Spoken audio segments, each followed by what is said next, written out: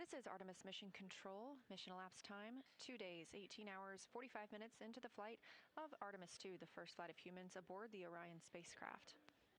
You're getting a live look outside Orion right now. The teams are maneuvering the spacecraft in the solar array wings. As you heard earlier, we are not having the outbound trajectory correction burn today. This was deemed unnecessary and has no impact to the mission or the lunar flyby.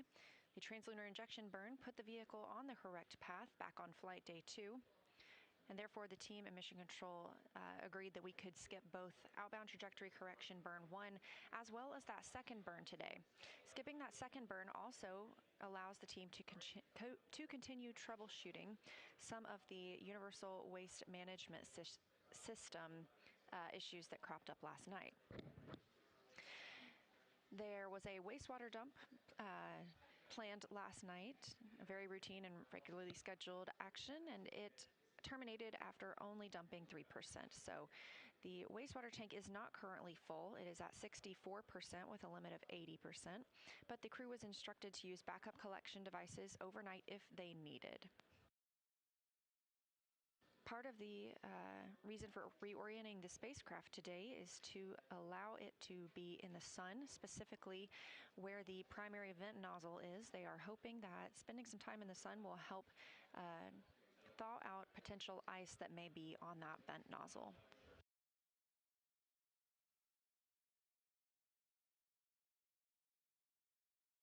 Meanwhile, inside the Orion spacecraft, our crew just woke up to the sounds of Pink Pony Club by Chapel Roan. That wake up coming at 11:35 a.m. Central Time.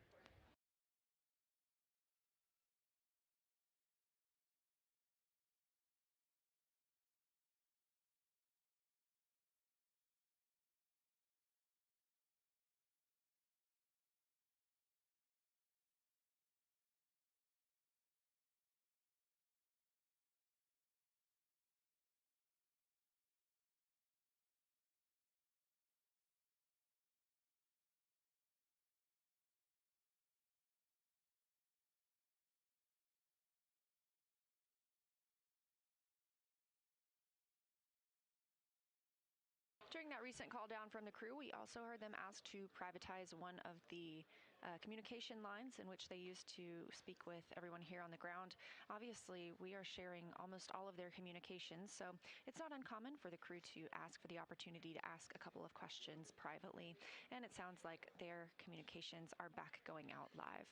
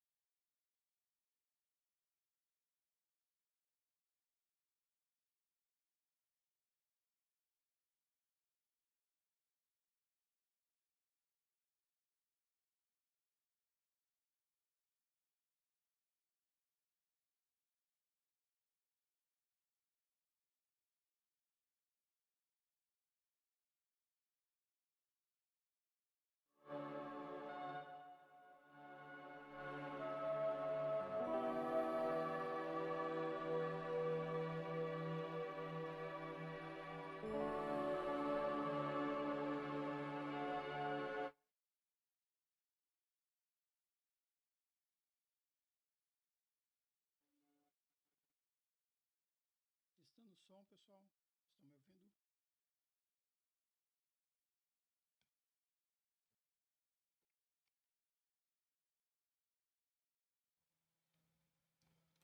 Agora me ouvem? Está claro? Agora me ouvem? Está claro? Ah, tá, tudo certo então. Vamos lá.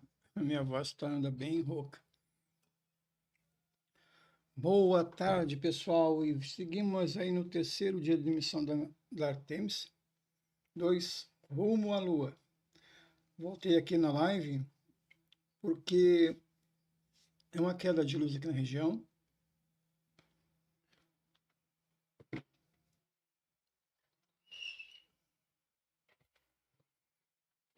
E aí eu tive que esperar.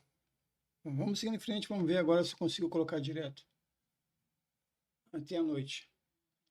Eu vou ficar um pouco aqui, tá? Depois eu vou deixar vocês assistindo a live da Artemis. E vamos nos atualizar aqui com os dados. O que nós estamos observando aqui é a cápsula, né? Nossa, que ângulo, né? Ela está imensa aqui. Ficou muito bom nesse ângulo aqui. Deixa eu ter certeza se isso aqui é ela ou se é uma imagem fixa. Quando tem perda de sinal. Deixa eu conferir aqui.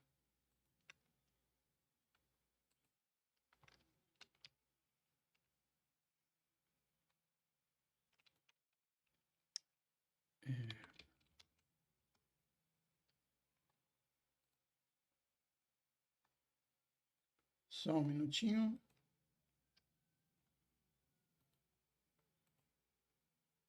É isso mesmo. Está correto.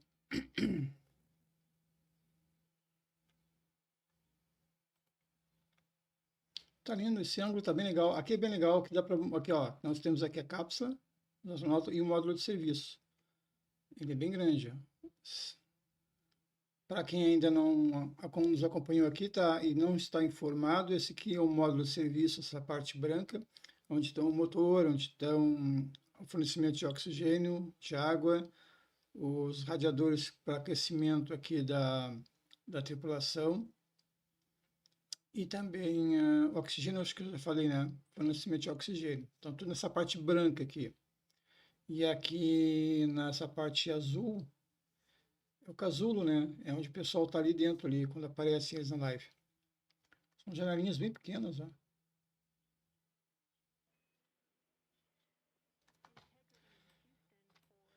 Deixa eu ver aqui. Só um pouco, pessoal. Calma que eu estou me organizando aqui um pouco. Ah, beleza. Achei aqui. Boa tarde, João Victor. Boa tarde. Já estão perto da Lua? Sim, então. Cada minuto está mais perto, né? Eu vou ver agora os dados aqui. Eu sempre procuro os dados ali na NASA. Só um minuto.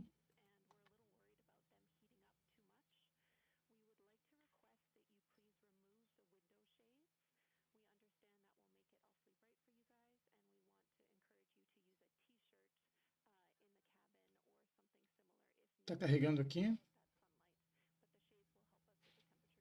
Bom, a missão nesse momento está com 2 dias e 18 horas e 57 minutos, exatamente. Eles estão a 2.345 milhas por hora. Bom, está diminuindo cada vez mais. Estão a 171 milhas distantes da Terra e apenas 108 milhas para chegar, para se aproximarem da Lua. Deixa eu dar uma olhada aqui no sisteminha que tem aqui da NASA. Depois eu mostro ele para vocês de novo.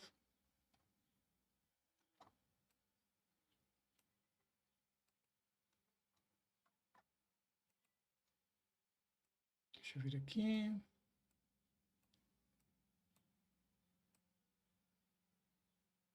Nossa, nossa, gente, está muito próximo.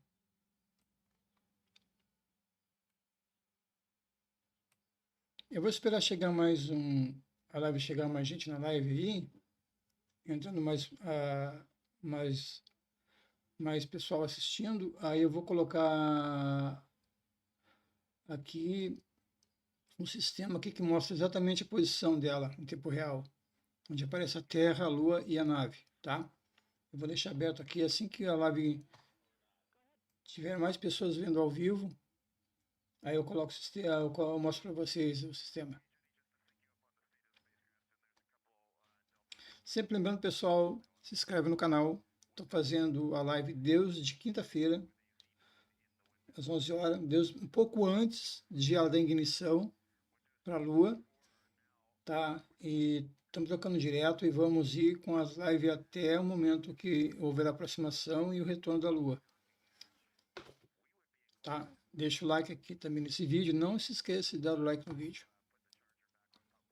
Use o chat aí para conversar, e se vocês quiserem trocar alguma ideia, quiserem fazer alguma pergunta. Eu fico um pouco aqui para dar atenção para vocês, depois eu saio para dar uma descansada e aí volto novamente. Mas a live vai ficar sempre ligada.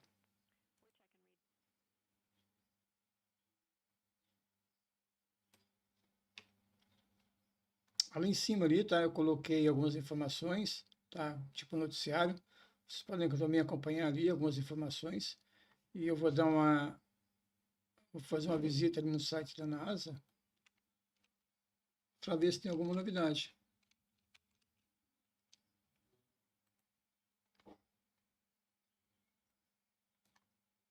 Essa viagem até lá é bem tranquila, pouca coisa acontece. O ideal é não acontecer nada, tá? Se não está acontecendo nada, se não tem notícia, isso é excelente. O resto é só rotina.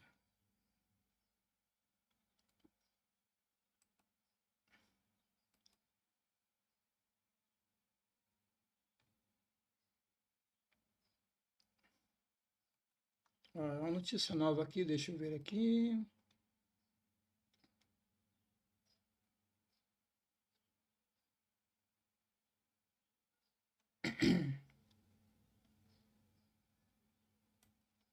Deixa eu dar uma olhada aqui, eu já repasso para vocês o que saiu aqui na NASA.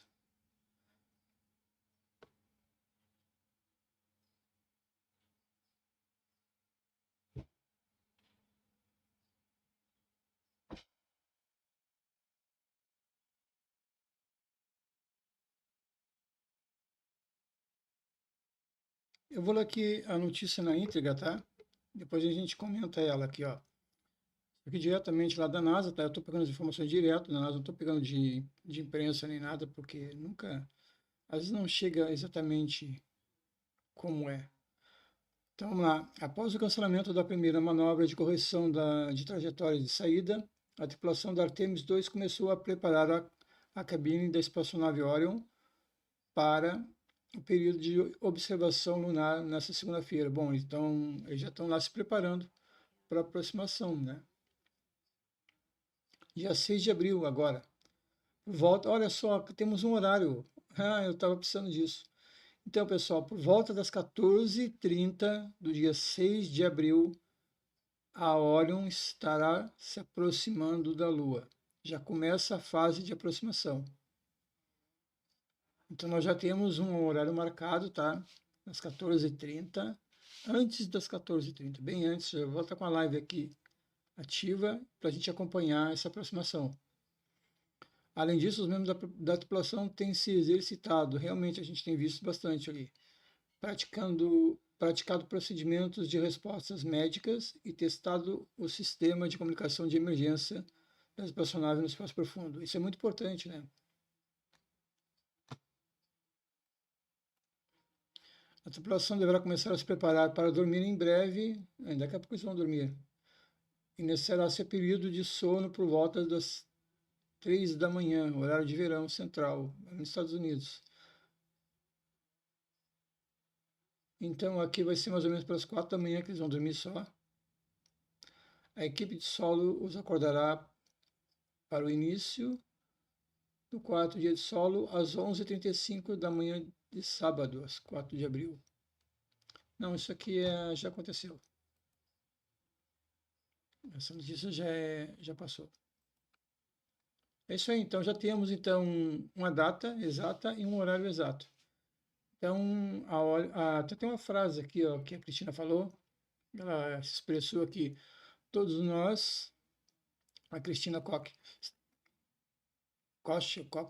todos nós expressamos uma alegria coletiva com isso. Podemos ver a Lua pela escotilha de acoplamento agora mesmo. É uma visão linda. Olha, já enxergo a Lua, realmente estão bem mais próximo. Espero que a câmera externa mostre a Lua, a aproximação, que está agora nesse momento. Então tá, dia 6, segunda-feira, às 14h30, eles estão ali, ó, chegando na Lua.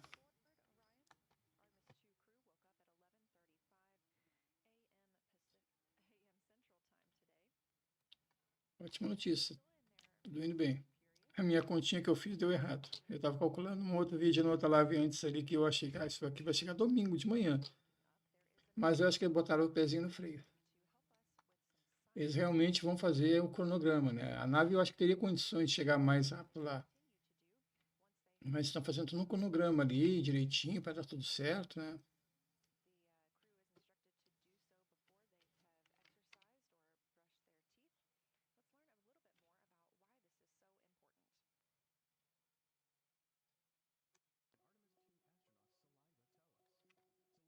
Eu estou sempre recapitulando aqui para o pessoal que às vezes não conhece o canal e não está sabendo da live, entra na live e não está entendendo, às vezes as pessoas não estão muito ligadas nisso, né? De corrido, tem gente indo para a Lua e nem estou sabendo. Então eu vou repassar aqui no início da live, tá? O que está acontecendo, o que é isso aí que vocês estão vendo na tela, tá? Essa aí é a nave, vamos chamar de nave, a nave Orion, tá? Ali na extremidade, agora eles tiraram agora, estão passando algum vídeo aqui. Aqui, ó, só um pouquinho, pessoal, aqui são parte de treinamento aqui, ó.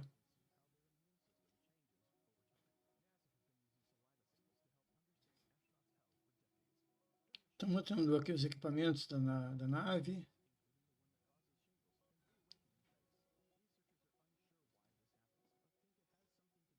Contando um pouco da história e da missão. A estação espacial.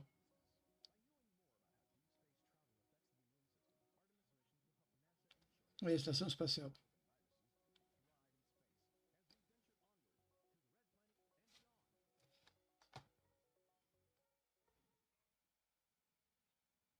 Até deixa eu fazer só um pouquinho, pessoal. Deixa eu atualizar as notícias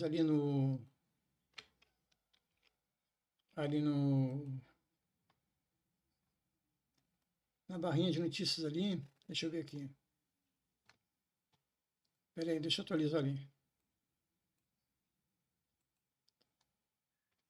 Só um minutinho.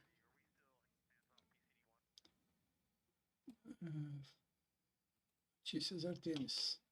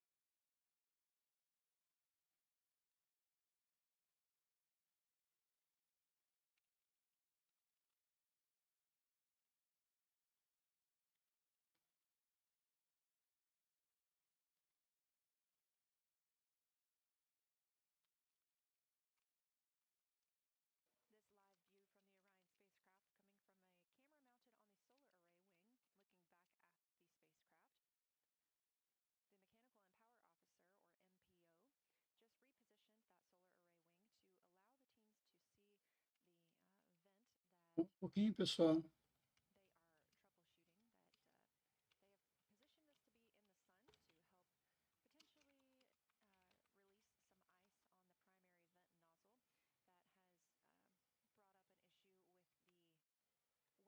Chegada da Orion na Lua está prevista para esta segunda-feira, 6 de abril. Pronto. Já atualizei aqui a barrinha de notícias ali com o horário e previsão.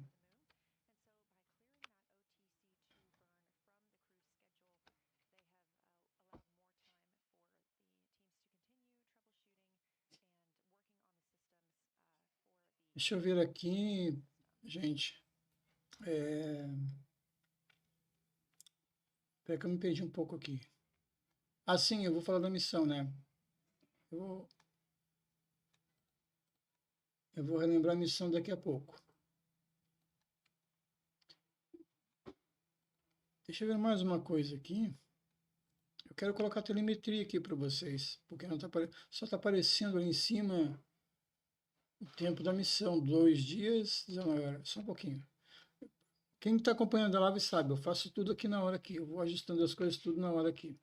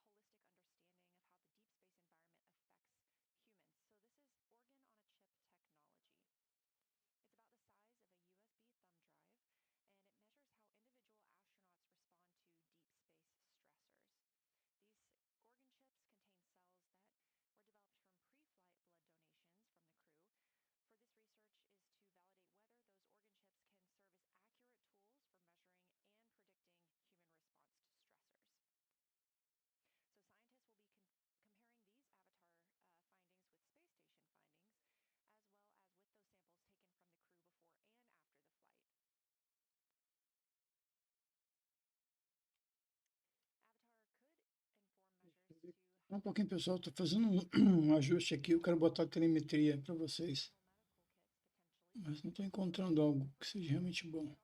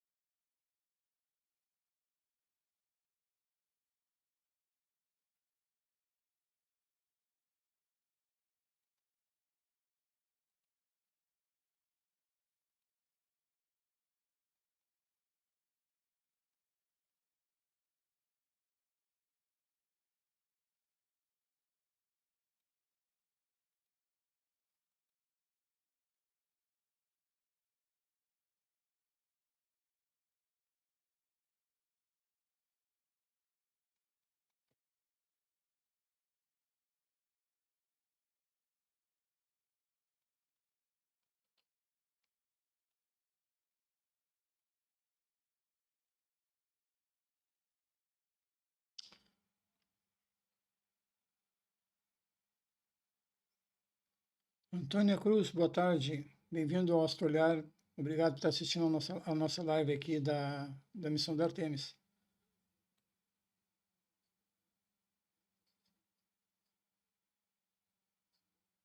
Não, Everton, eles já mostraram sim a Terra e a Lua.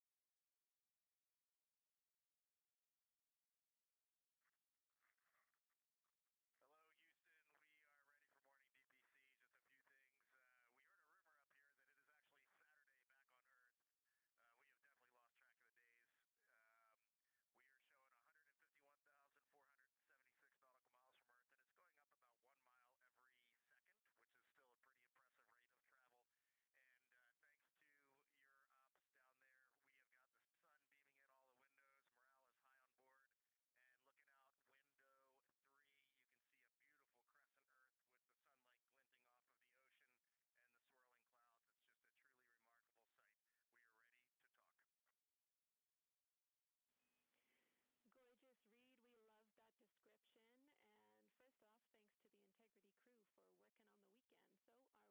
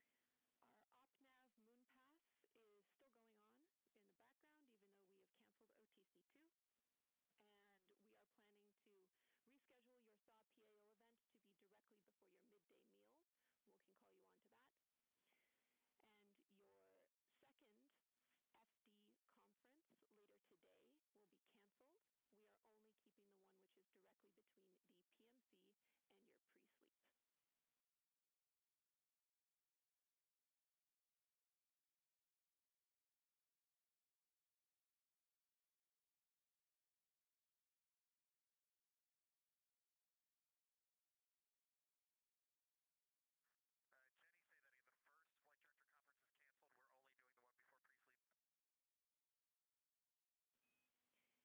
The second flight director conference is canceled. We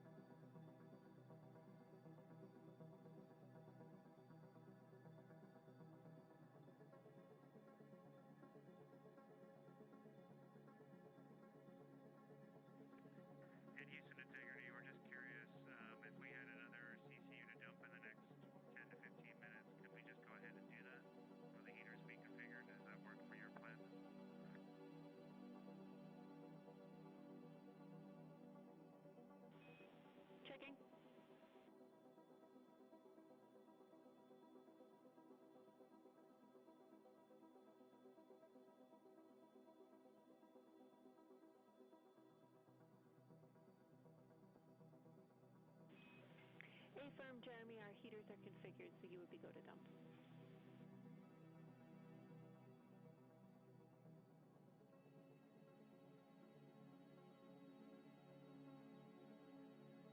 Okay, you can anticipate that then.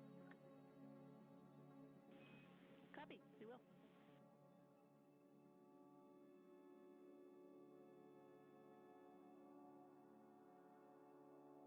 This is Artemis Mission Control. You continue to hear calls from Canadian Space Agency astronaut Jeremy Hansen, his first flight to space, referencing the CCU, Collapsible Contingency Urinal. The crew is using these at this time rather than the toilet as we continue troubleshooting the wastewater dumps. Having just completed one, crew was using these instead of the waste management system.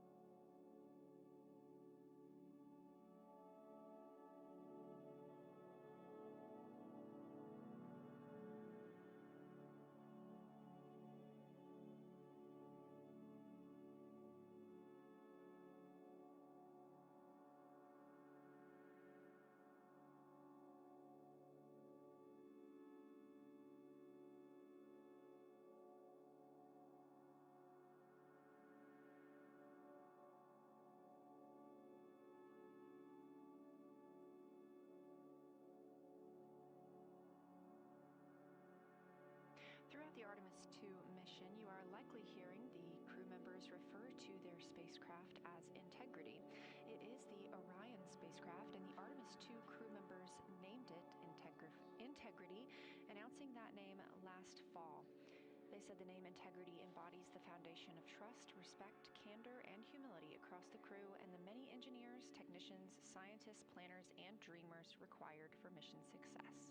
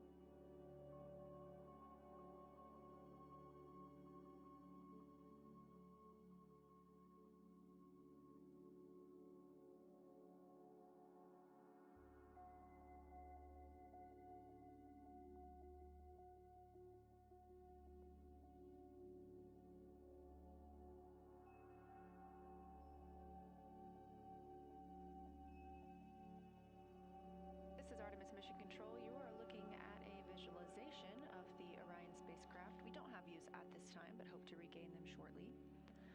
Currently, Orion is over 176,700 miles away from Earth and closer to the Moon than to our home planet, now just 103,972 miles away from the Moon. You can track the location of Orion and its stats at any time by visiting nasa.gov/track Artemis.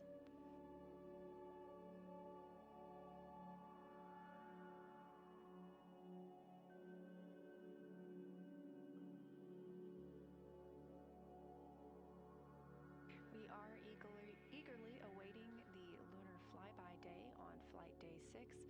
That flyby window is targeted to start now in 2 days, 3 hours, and 1 minute.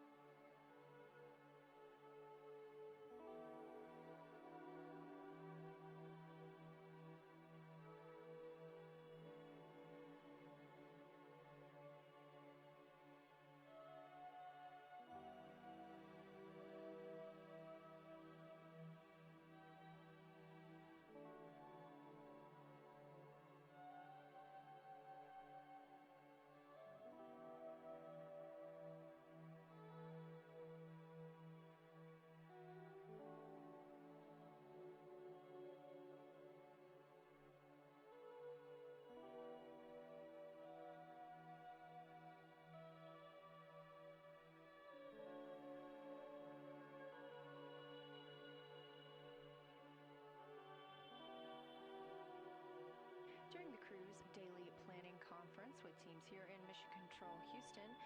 The teams on the ground relayed to NASA astronaut Christina Cook that any of her HRP standard measures timelined events today could be completed at any time. This crew is the first crew in deep space to participate in the spaceflight standard measures studies. This is an investigation that's been collecting data from participating crew members aboard the station and elsewhere since 2018.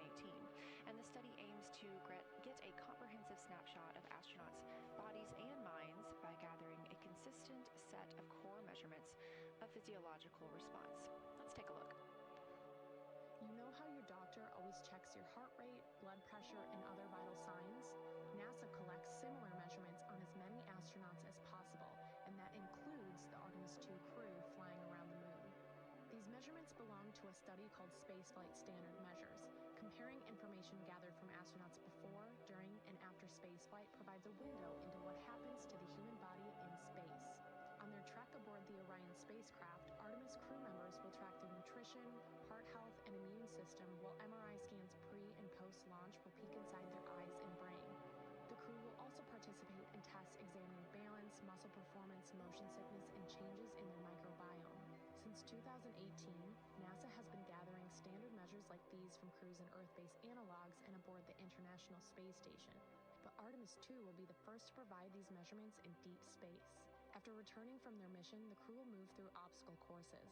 They'll exit a mock capsule and conduct simulated moonwalk activities in a pressurized spacesuit, including practicing walking, using a ladder, connecting tubes to the capsule, carrying bulky objects, and more. Why? Some astronauts feel dizzy, unsteady, and nauseated post-flight, but scientists want to know how soon after landing on the moon could astronauts carry out mission-critical tasks and what workloads they could handle before fatigue sets in. By understanding how deep space travel affects the human body, NASA can take steps towards sending future astronauts to the surface of the moon, Mars, and beyond.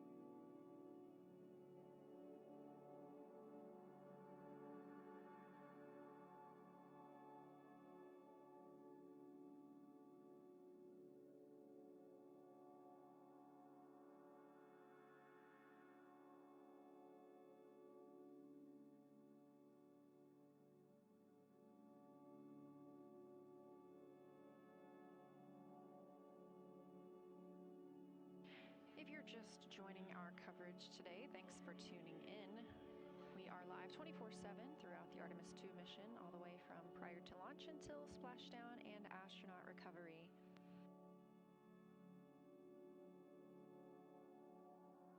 Today we were expecting to have the outbound trajectory correction burn 2. This would have been a very small maneuver using the reaction control system thrusters on the European service module. However, that burn was canceled. It was deemed unnecessary. We have a great trajectory already thanks to the translunar injection burn that was completed on flight day 2. That's the burn that set us on a course for the moon and helped us leave low Earth orbit for the first time in over 50 years. Canceling that burn also allowed the team some time today to reorient the spacecraft and assist troubleshooting with some of the wastewater dump issues they experienced last night. They did conduct another wastewater dump earlier and were able to clear up a little bit more of that system.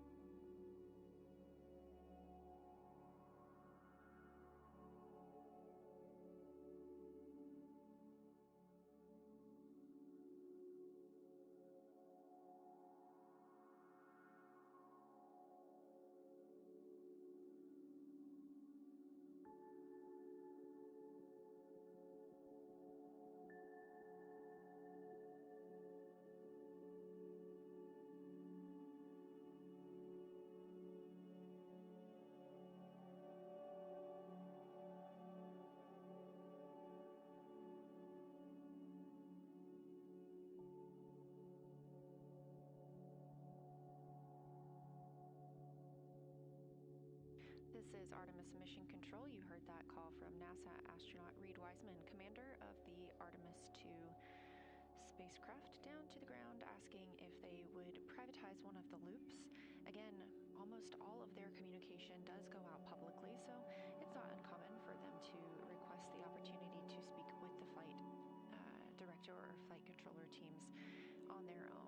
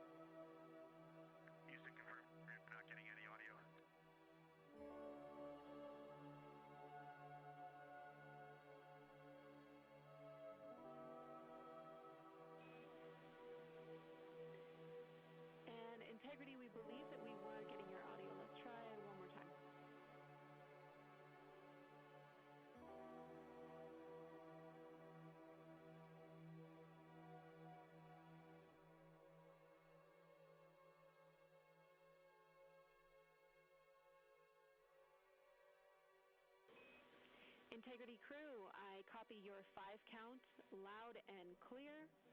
You're sounding good.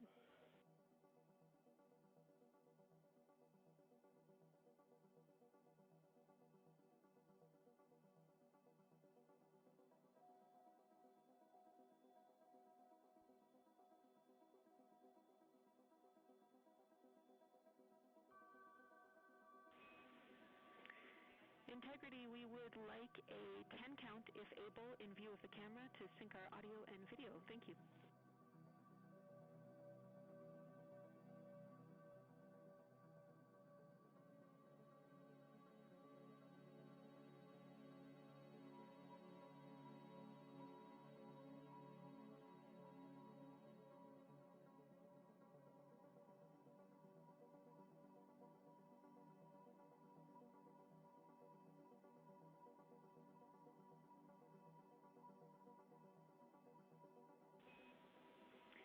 Copy, Christina. We would have taken either direction, but we prefer the blast-off direction. That looks like a really good audio and visual sync for us, so thank you.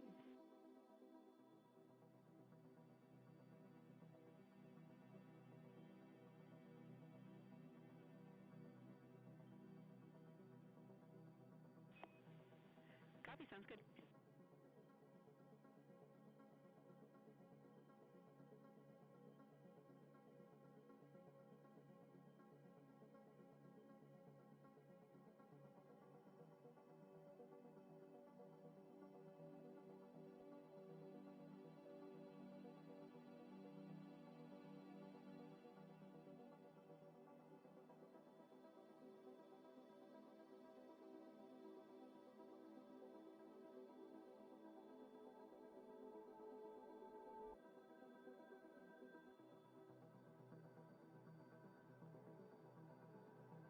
This is Artemis Mission Control. You're getting a live look inside the Orion spacecraft, named Integrity by the Artemis II crew.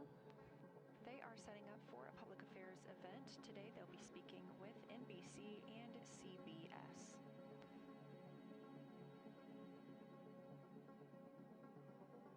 We are now 2 days, 22 hours, and 1 minute into the Artemis II mission, the first flight of humans around the moon in over 50 years.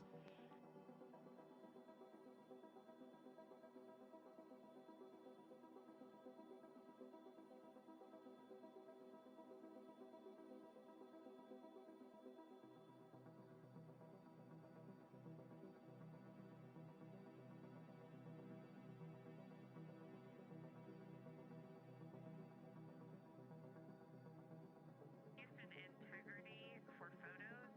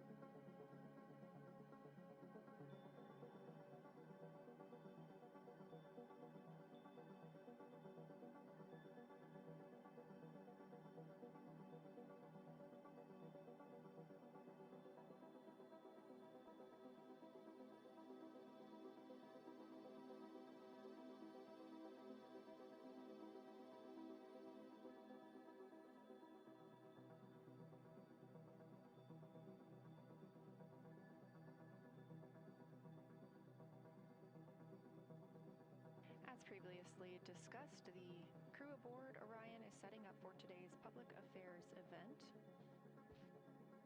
This look inside the Orion spacecraft on the left, pilot Victor Glover, and on the right, mission specialist Christina Cook, both NASA astronauts.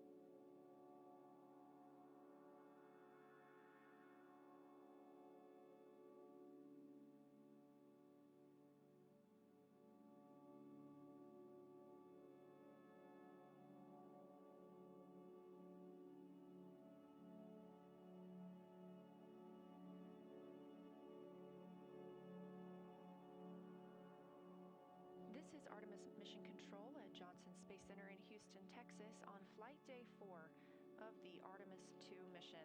As mentioned, the crew inside Orion is getting set up for a public affairs event that will take place in just about 7 minutes. The clients today are NBC and CBS. The astronauts will be speaking live with them from the Integrity spacecraft. They have now been in space for 2 days, 22 hours, and 8 minutes. Orion is now 178,250 miles from the place we all call home, our planet Earth.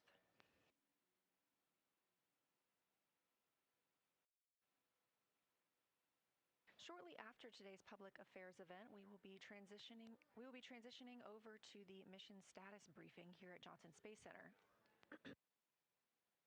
That is targeted for 4:15 p.m. Central Time. If you're watching on YouTube on NASA's stream, you can continue to watch on this feed to watch the news conference. But if you're interested in continuing to get live views from the spacecraft, you can transition transition to the other live feed available on NASA's YouTube.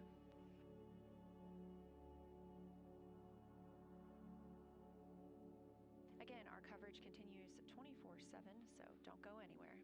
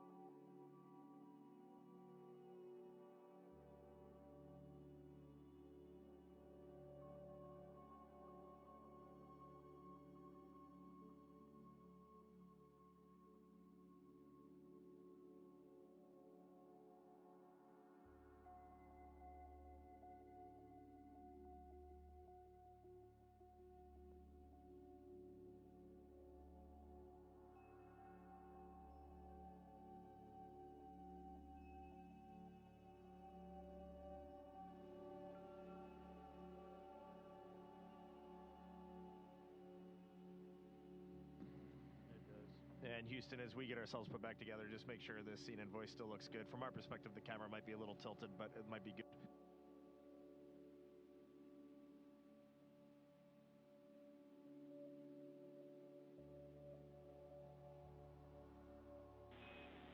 Copy, read. Still looks good to us.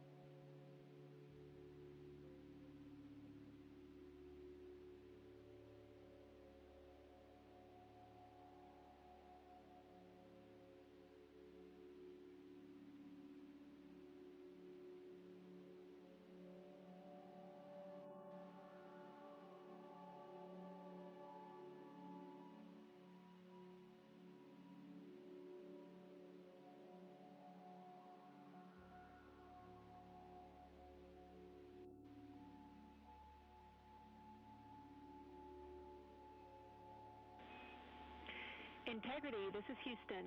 Are you ready for the event?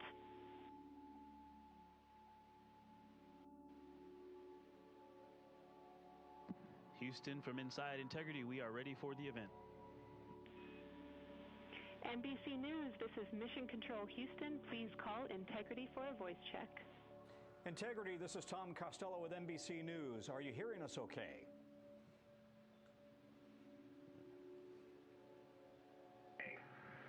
Hey Tom, it's great to hear your voice all the way up here, 155,000 nautical miles from Earth. How are you doing? I'm well. Congratulations on your mission so far. I'm told this is the farthest interview ever conducted in history, and I'm wondering, how does it feel right now to be in a place that nobody has been since 1972?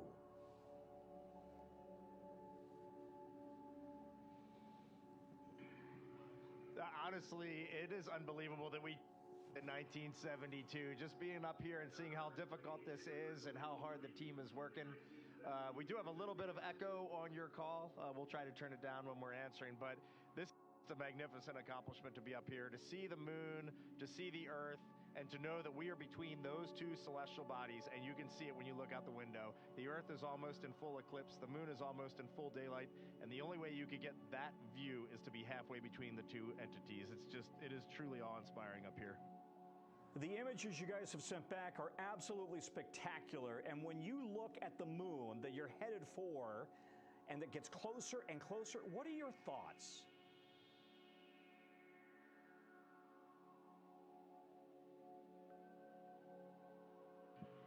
Well, last night we did have our first view of the moon far side, and it was just absolutely spectacular. I think that one of the interesting things that happens when you look at a moon that inherently just looks different is like the darker parts just aren't quite in the right place, and something about you senses that is not the moon that I'm used to seeing.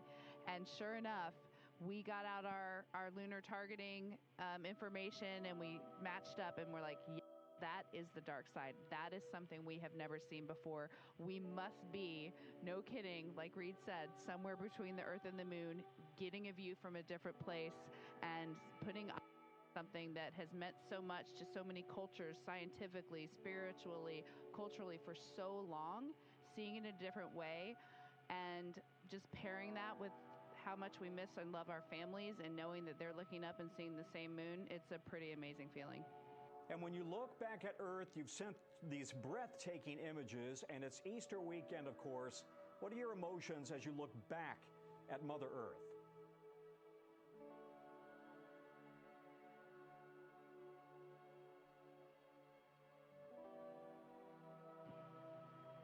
Well, before I list off a couple emotions, there's been a lot of disbelief up here. Just the fact that what we're seeing, where we are, it's hard to wrap your mind around. Like, I mean that sincerely. It really bends your mind. And the emotions that come along with that, there's a lot of happiness. Just to have experienced these unique things just brings you joy as a human. We're explorers at heart as human beings, and we really feel like we're exploring out here, and it brings a lot of excitement. And then, right away you are humbled. The fact that 4 of us get to be out here just brings you to your knees. The thought that we get this experience, we're doing our best to show it with the camera, but you can't do it. I know those photos are amazing, but let me assure you, it is another level of amazing up here, and there's a lot of gratitude for the teams of people that made this possible. And then the final emotion is hope for humanity's future, that we can do this right now means we could do so much more. You guys are a long way from home. You may not realize you've become superstars, rock stars, while you've been gone. And I'm wondering, you've been able to talk to your families. How are they doing with you so far from home?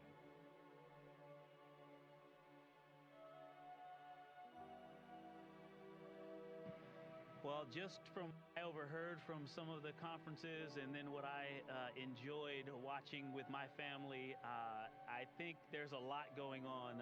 It's been interesting to hear what they have witnessed on the news and in social media, but also their launch experience. I got to hear the first story that they saw, what they felt, and what they were thinking, and then what they wanted to know from me. And so the family conferences were great. It was so awesome to hear people talking to their families and then to speak with my family. And there's a lot, and I'm actually still processing. Mine was just about an hour ago, and I have a lot to go write down in my journal. And I just want to tag on. I have my family conference right before Victor, so we had ours today. Christine and Jeremy had theirs yesterday, and I was just so jealous of them yesterday. I was so happy for them, but I was so jealous. And then this morning when my two daughters came on, and it was just the three of us talking, it was surreal. Just, we're up here, we're so far away, and for a moment, I was reunited with my little family, and it was just the greatest moment of my entire life. I'm just curious, you guys, you have all been dreaming of this moment for so long.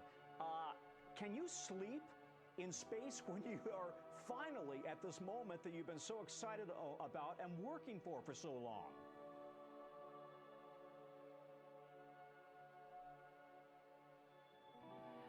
Well, we do love sleeping up here, and such a long initial day that I think our bodies are ready to sleep no matter what. Most of us have been sleeping really well. For me, sleeping in space is one of the most comfortable ways to sleep, and it's very deep sleep, very full sleep. Sometimes when you first get up here, you have a little bit of a sensation that something's wrong as soon as you wake up. Maybe you're falling, or you don't recognize your surroundings, but it's great. I mean, honestly, being human up here is one of the coolest things about this mission. We are just people trying to get by, and for example, we might go look at the far side of the moon and take in its awesomeness and then go, maybe I should change my socks and try to dig around for a pair of socks. So this is the dichotomy of human spaceflight. How will you describe this moment to your families, your grandkids, many years from now?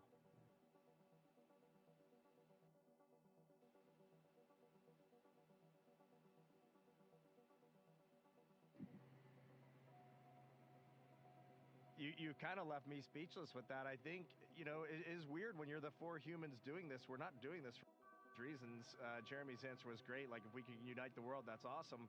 But we're just the lucky four that got to be on this mission.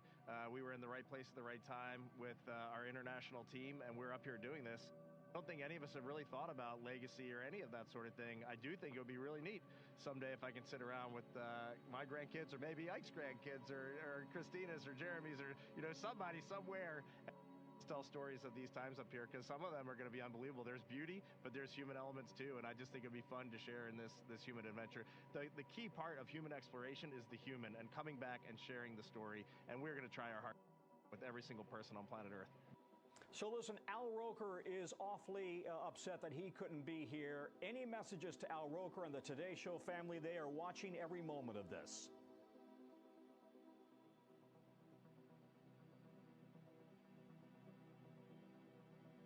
I have to be honest, I'm a little sad Al's not doing this interview too. It's great to talk to you, Tom, but I mean, Al, you know, we had so much fun running around KSC with him, and so I hope he watched the launch, and we look forward to talking to him when we get back. Love you, Al.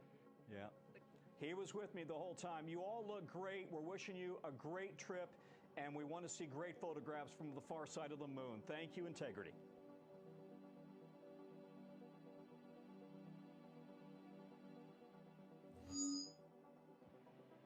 Thank you, Tom. It was great to be with you. Integrity, this is Houston ACR. That concludes the NBC News portion of the event. Please stand by for a voice check from CBS News. Integrity, this is Mark Strassman with CBS News. How do you read me?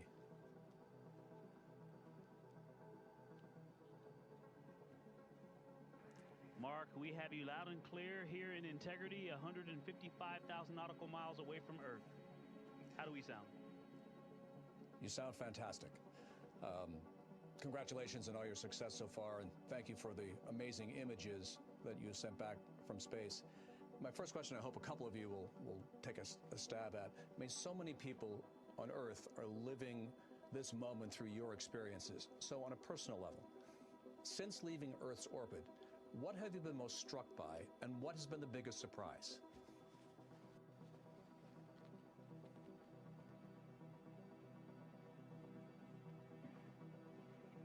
I definitely think the thing that I have been most struck by was, I'm going to steal Jeremy's answer right here, but on Translunar Injection Day, you know, before we did that translunar injection burn, give me a second for the technical, and then I'll get to the artistic, but we're 38 miles from Earth, and then we got to come down to just 100 miles from Earth and do that translunar injection burn, and then we head out to the moon. And just that entire time, I mean, you could look away from the window and then look back, and Earth was bigger and bigger and bigger and bigger. And finally, Jeremy goes, I'm not sure if we're going to go around it or hit it. I mean, we're going right at the Earth. That translunar injection burn, we were just 100 miles up. That's not anywhere near the height of the International Space Station. We were under the International Space Station. They were just screaming right above the clouds, and that burn went off. And then just moments later, we look back, and we're already 30,000 miles from Earth heading to the moon. Like, blew us all away.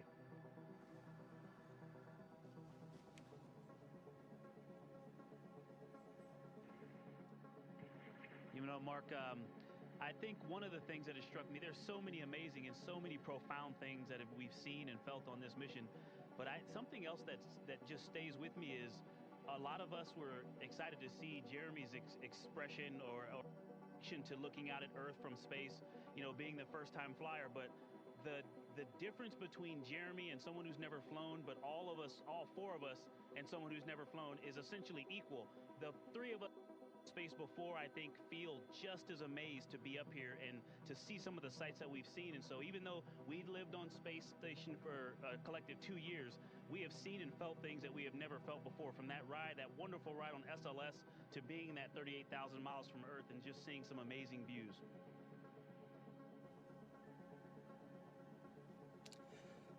You know, I think we've all been on a trip where we wish we had packed differently. Now that you're pushing deeper into space, is there something you left behind that you wish you had brought with you?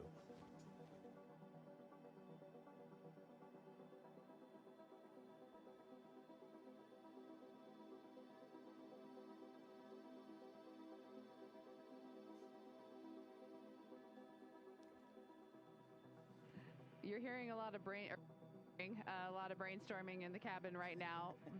The resounding answer is we feel very well taken care of. There's not a whole lot we would live without. That typical forgetting your sunscreen or your bug spray on vacation.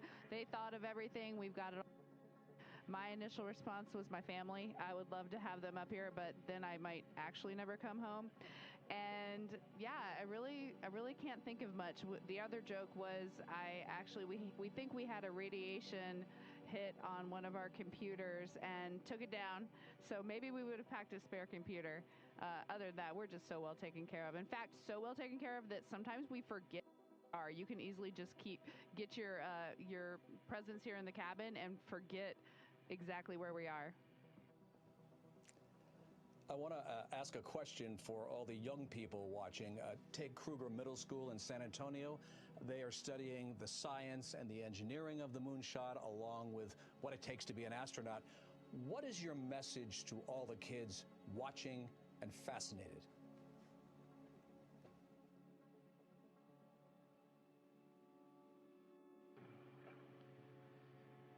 Yeah, I was sharing with some people yesterday, you need to identify your passions in life. We all are attracted to something out there that, you know, just kind of fired up.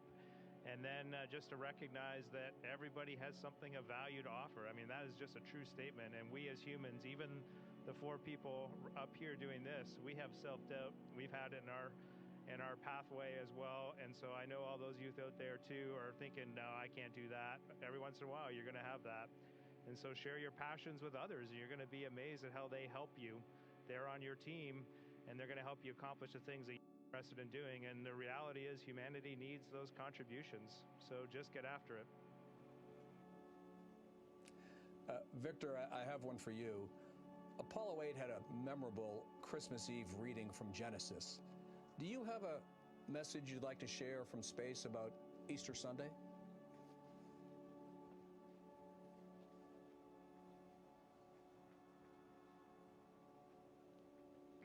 You know, I don't have anything prepared. I'm glad you brought that up, though. I think these observances are important, and as we are so far from Earth and looking back at, you know, the beauty of creation, I think for me, one of the really important personal perspectives that I have up here is I can really see Earth as one thing. And, you know, when I read the Bible and I look at all of the amazing things that were done for us who were created, you have this amazing place, this spaceship. You guys are talking to us because we're in a spaceship really far from Earth, but You're on a spaceship called Earth that was created to give us a place to live in the universe, in the cosmos. Maybe the distance we are from you makes you think what we're doing is special, but we're the same distance from you, and I'm trying to tell you, just trust me, you are special. In all of this emptiness, this is a whole bunch of nothing, this thing we call the universe. You have this oasis, this beautiful place that we get to exist together. I think as we go into Easter Sunday, thinking about, all the cultures all around the world, whether you celebrate it or not, whether you believe in God or not, this is an opportunity for us to remember where we are, who we are, and that we are the same thing, and that we got to get through this together.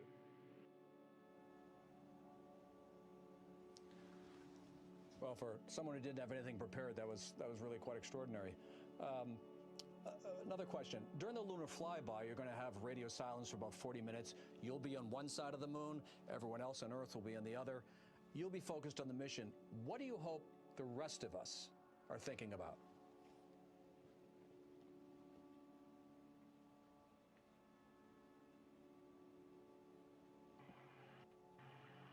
I also haven't had anything prepared for that question, but I think things that come to mind for me are thinking about togetherness. When people talk about that Apollo 11 first moon landing, there's the two that landed on the moon, and then there's the one, Michael Collins, stayed in orbit, and he did orbits around the far side of the moon alone with those losses of signal. And people asked him the rest of his life what that was like. And in the end, for me, it leads back to gratitude. Gratitude that out of this huge universe, we get to live together on Earth, planet Earth, and what an anomaly that is. When I saw Earth for the first time on its own out the window, I was struck by the blackness around it. If you can just think about what it means to be together and what it means to be apart from your loved ones during that time and reflect on that, maybe we'll all come to a realization. We've all watched a waxing moon from Earth. What's it like to watch the moon grow from space?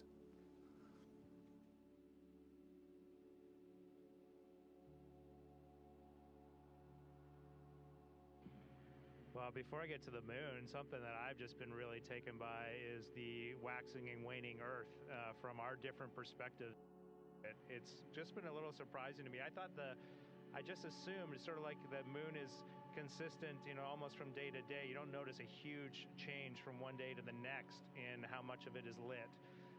But from 1 hour to a few hours later up here, we can see a completely different Earth as this orbit changes, especially when we are close to Earth. That was really surprising to me, like crescent to full Earth. We woke up that first morning on TLI morning, it was a half Earth, then it was a full Earth, and then it was a no Earth. Yeah. This is really amazing. To watch the moon grow is exciting. That's our destination. That's where we're locked onto. When we're done with you today, we're going to get into some review of some of the science we're going to be doing and shifting our mindset to the Earth or to the moon. And I'm pumped to do some of those observations, some time up close and personal with the moon before we set our sights back at home.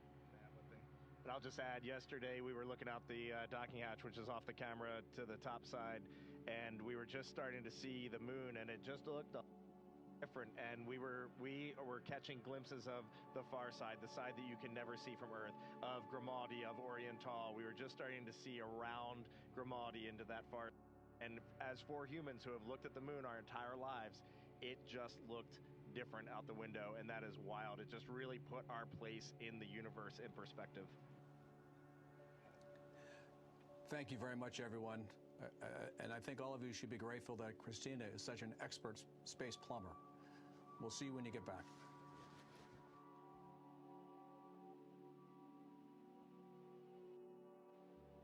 We are. Thank you, Mark. It was great talking to you, and we are grateful.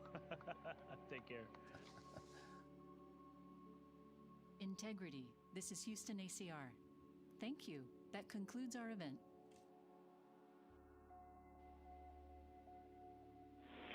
Thank you to all participants. Integrity, we are now resuming operational audio communications.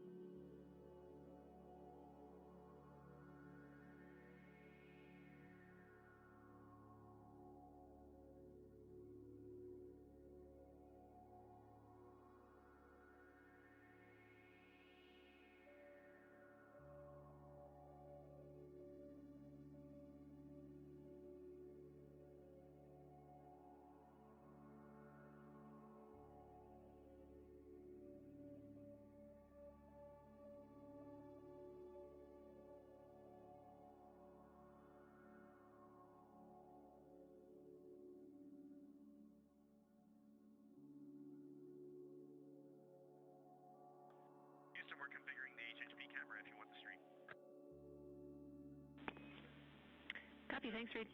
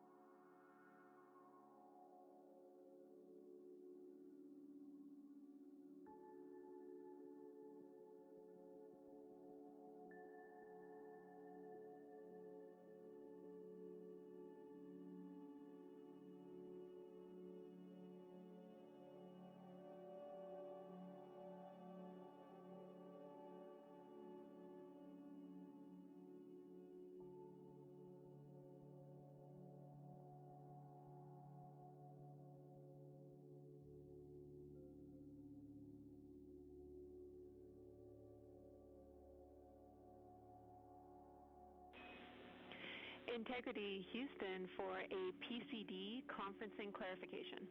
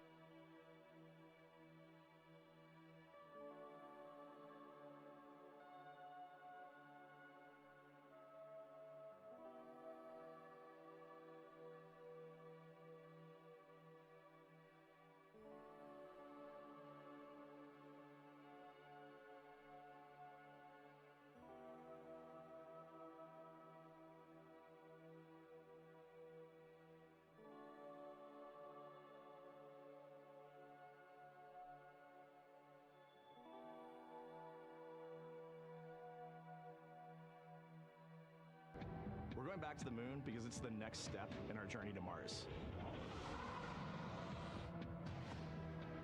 We were always going to the moon. Pushing ourselves to explore is just core to who we are. That's a part of being a human. And liftoff. We shall return. Continuing to test out every bit of Orion. Coming back to Earth, 7 miles a second. When humanity sets big goals, we can bring together genius from around the world. You have the best people on planet Earth putting this vehicle together. That's what's up. To innovate for the benefit of humanity and to inspire the world through discovery. And here we go.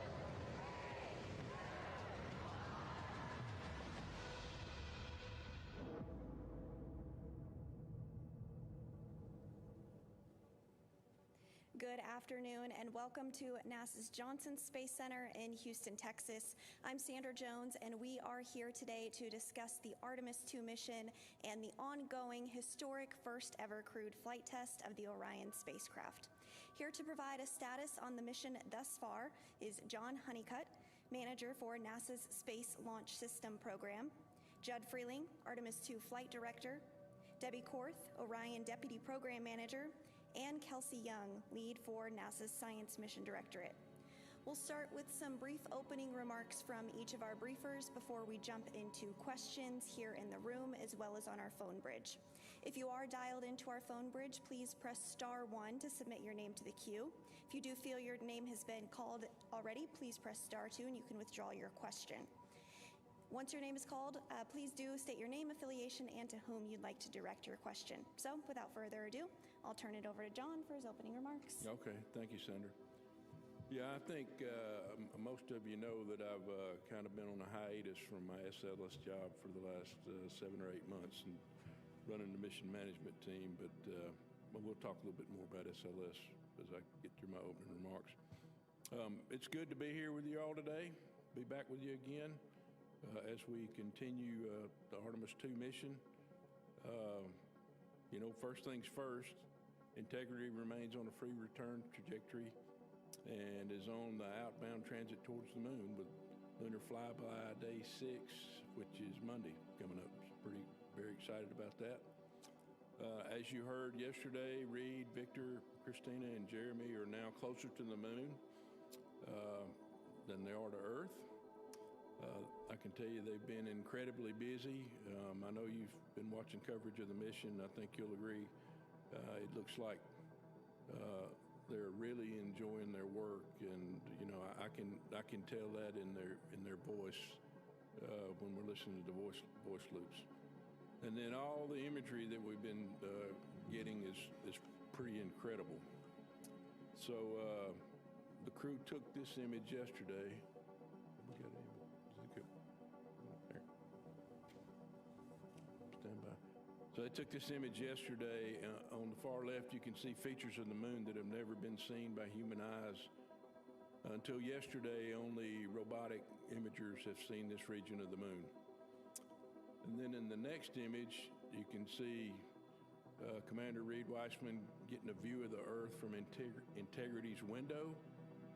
That's quite a bit different than what he saw from the International Space Station. That's absolutely beautiful. From a mission management team perspective, we continue to meet daily to discuss status and get updates from the flight operations team, Orion, consider mission risk throughout all those conversations. We get an update on payload utilization and then discuss any anomalies and any necessary actions. Currently, coming out of the meeting today, we're working through a couple of items that you're going to hear more from Judd and Debbie. They can discuss those.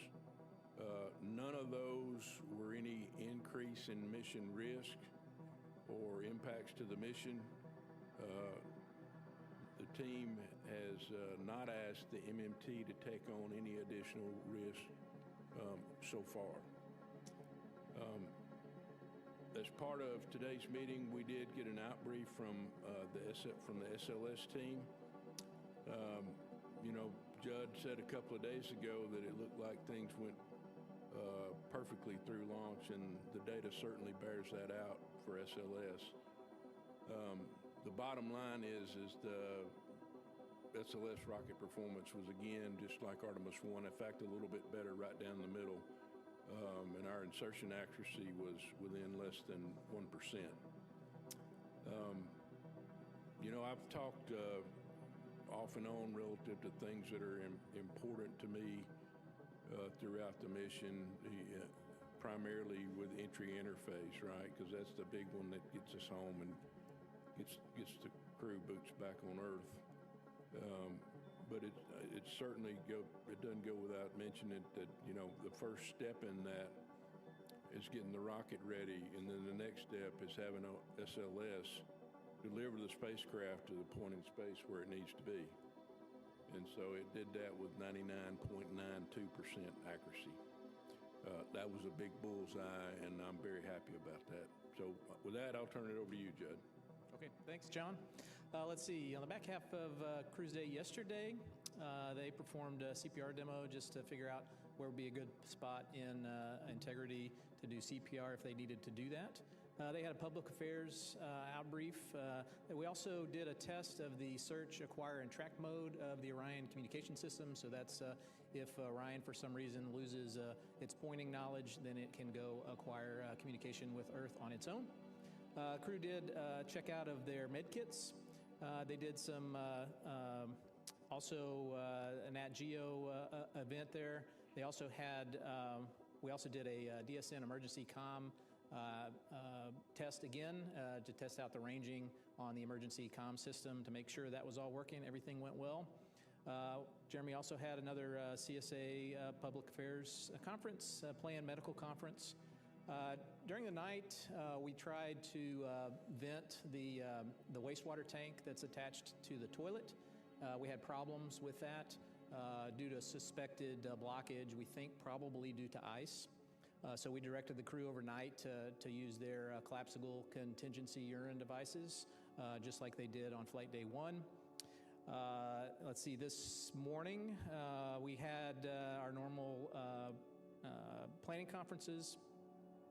We also had the private family conferences and also the private psychological conferences that were planned. Additionally, we did we're going to do another test of the PWD and take videos of that just so we can get that data to the engineering teams. The planned trajectory correction for today, OTC2, was canceled because, again, Orion is doing such a great job. We had great insertion accuracy. We had a good TLI burn, so we ended up canceling that. A benefit of canceling that too, a side benefit, it allowed us to put Orion space capsule in an attitude that will put sun on the vent of that wastewater tank to see if we can try to heat that up and get that wastewater vented. We were partially successful. We got about half of the tanks out of half of the urine out of those tanks. So we'll continue to troubleshoot on that. Later today, we'll do the manually piloting demo part 2, which will test out the 6 degree of freedom versus the 3 degree of freedom modes of the capsule, so we can get detailed information on how those behave.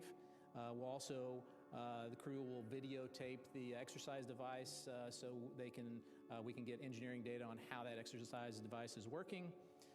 We'll also do another VIP event for the Canadian Space Agency. We'll do some imaging, taking pictures out the window, and then the crew has their planned medical conferences. That's all I have, and I'll hand it over to Debbie, and she'll talk about the Orion systems. All right, thank you, Judd. So yeah, I'm pleased to report that the Orion spacecraft, it's in very good health, continues to operate nominally on its way to the moon, so no major anomalies that we're working at this time. I'm going to pull up the first image, if you could, of the exterior view of the spacecraft. So this is a beautiful view of the Orion with the sun shining off of that SIOX tape that covers all of those TPS backshell tiles. We actually yesterday performed a routine external inspection of the entire spacecraft to make sure that it's healthy for that return trip when it needs to come back home. And again, please report, found no damage to any tiles, no major tape removals or anything, so it looked really good. We did side-by-side comparisons to Artemis 1. Actually looks quite a bit better than even Artemis 1 did at this point in the mission. We also, this image here, I guess I should mention, is from our optical communication system. So it's been downloading gigabytes of data throughout the mission. So this is one of the high resolution images that we got of Orion throughout the day so far. Let's see. We are still continuing to troubleshoot the urine venting, as Judd mentioned. I did have a partial successful venting after the maneuvers that Judd mentioned, getting some sunlight on that vent. The vents are located, the primary vent's located near that umbilical, that white block you see at the bottom there between the crew module and the crew module adapter. And so we think it's probably been seeing more shadow than anticipated. And so by heating that up, we were able to get some of the urine out, but clearly didn't solve the whole problem. So continuing to troubleshoot that. Should mention, this is a common occurrence. We saw these kinds of events on shuttle as well. So we have some tools in the toolkit. We'll be looking out on what else we can do there. The toilet itself is operable. This is a test flight. We're figuring out how all these systems work together, but it is operable and we have redundancy to get us through the mission. Let's see, I guess we'll go to the next photograph. This is actually inside the spacecraft. It's maybe a little dark to see. We had the crew members turn the lights off or down low so they can actually take some really great images out of the windows. So I'm not sure if you can see, but I think Jeremy may be taking some photographs out the window, and Christina's back there working on the PC on her laptop computer. So anyway, a beautiful view of the inside. Most of the daytime pictures we see are really lit up, so it was nice to see the crew performing some of the other operations in the capsule. So I guess the spacecraft continues to operate nominally. Our team remains hard at work, making sure we're testing out all of the systems, getting through all the flight test objectives, and continuing to work the minor things that we have on our list. So with that, I'll hand it over to Kelsey. Yeah, really pleased to be here today. We're now 2 days away from the lunar flyby, which is planned for Monday. So as we just heard earlier, the moon is now closer to the crew than the Earth is. So we're really gearing up to support the flyby. April 1st was an exciting day to launch because we have some really exciting observations planned for the day that the crew will actually fly by the moon. I actually have a visual video to show you guys of, in just 1 minute, the entire several-hour flyby. So if you could pull that up, that'd be great.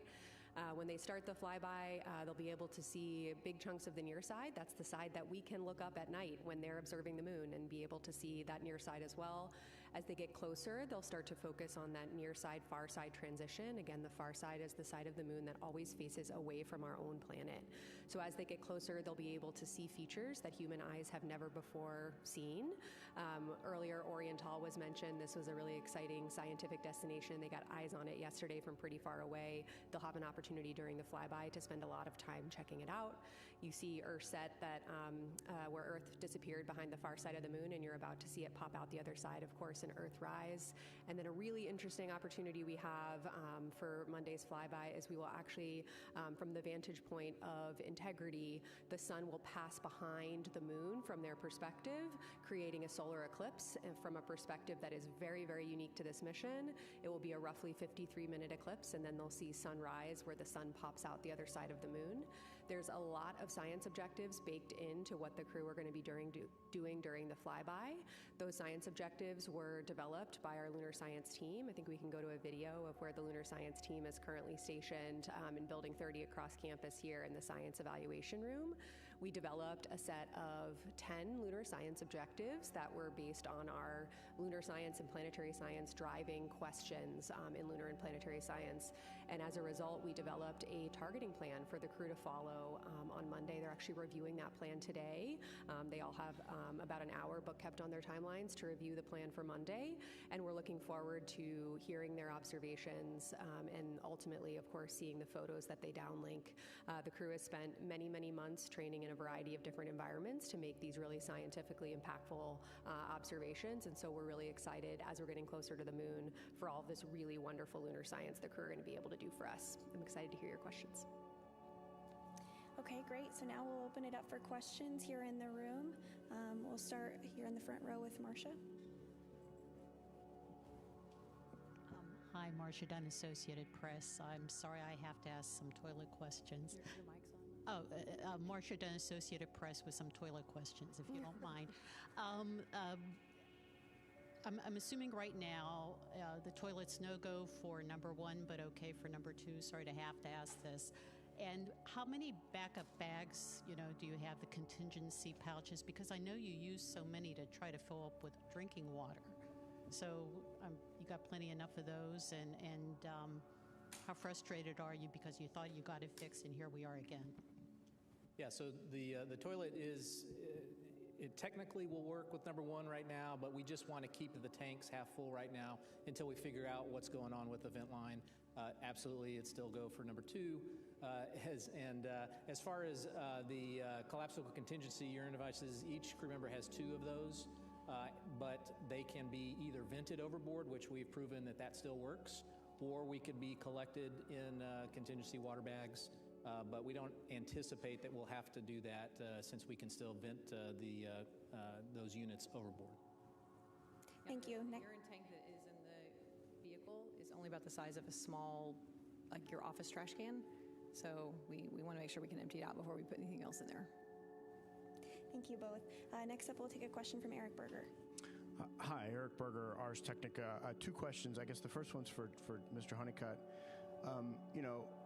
You guys come out here and everyone's sort of calm, and we see on the video things are calm. Can you just kind of take us inside the MMT or sort of behind the scenes and just talk about, is everything kind of as calm sort of as it appears? Like, is everything under control? Because, if I go back to sort of the shuttle days, it was kind of the same kind of thing, but behind the scenes, you find out that it's fairly frenetic. So I'd just like to get a little bit of sort of view of, because it looks like you guys, it looks like things are going really well. And then a question either for Judd or Debbie. You mentioned the 6 DOF and 3 DOF control tests today. For Artemis 3, Artemis 4, a nominal mission, how much of the flying on those missions will be manual versus do you anticipate it being almost all automated unless there's some kind of contingency necessary? Thank you. Yeah, so, I've been accused of not worrying or getting excited about things and kind of even keel, and I see that in the rest of the team in the meetings every day. Now, we spent a great deal of time training, and the training team gave us some really hard things to work throughout training. And so I think it's a tribute to the amount we trained about and how good the teams are working together. I've been very pleased with the way that the Orion team, the MER team, and FOD have been integrating across each other prior to coming to the MMT, so we got pretty crisp stories. So we've had some things to talk about. The MMT's asking good questions across the board. I think I'm getting really good answers from the technical teams that are in the room presenting. So I don't have any doubt at all if we run into something that gets a little tougher, I think things will still remain calm. I think the teams get ahead of it before they get to the MMT and generally come back with good recommendations.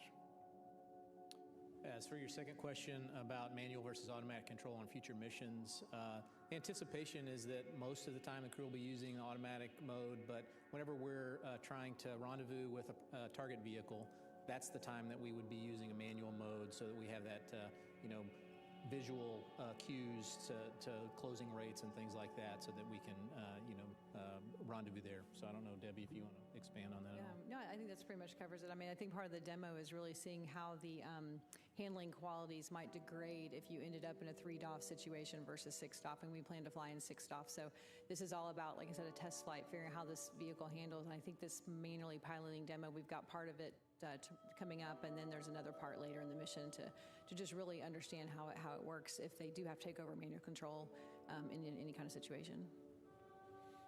Thank you. Next up, Joey Roulette. Thanks. Joey Roulette with Reuters. I just wanted to quickly follow up on that question for Debbie. You said no major anomalies on this mission. Is there anything that you guys are tracking that are not typically major, I guess, but that were off nominal? And I'm also curious to hear, what everyone thinks about the internet's fixation on the toilet issue. The internet, they love space toilets for some reason. I'm just curious to hear, your guys' perspective on that and how you perceive that. Thanks. Yeah, I mean, I think space toilets and bathrooms is something everybody can really understand. And we're flying it for the first time. Apollo didn't have that kind of technology in the vehicle, so it's always a challenge. They still have challenges on the space station with toilets. It's just a very complicated thing to accomplish. So some of the things we're seeing were not totally unexpected. The icing events is things we've seen before, so I think we've got ways to work through that. We just got to figure out how we can point the vehicle the way we need to. There's other constraints with pointing the vehicle for power generation and thermal protection of the vehicle. So how do all these things work together? And you can only test that once you get the vehicle up in space for the first time. So there's no issues there. Other small things that I just mentioned. I mean, there are a lot of little things we're working every day. I wouldn't say anything major. The crew did detect a kind of a smell coming from the UWMS or the hygiene bay area, but not a biological smell. Something. So we're trying to figure out what could that possibly be.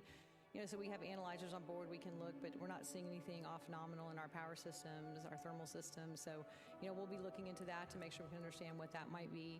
I can't think of anything really else. I mean, there's like a lot of little things, but that's probably the only thing that we've got teams really looking into at this point.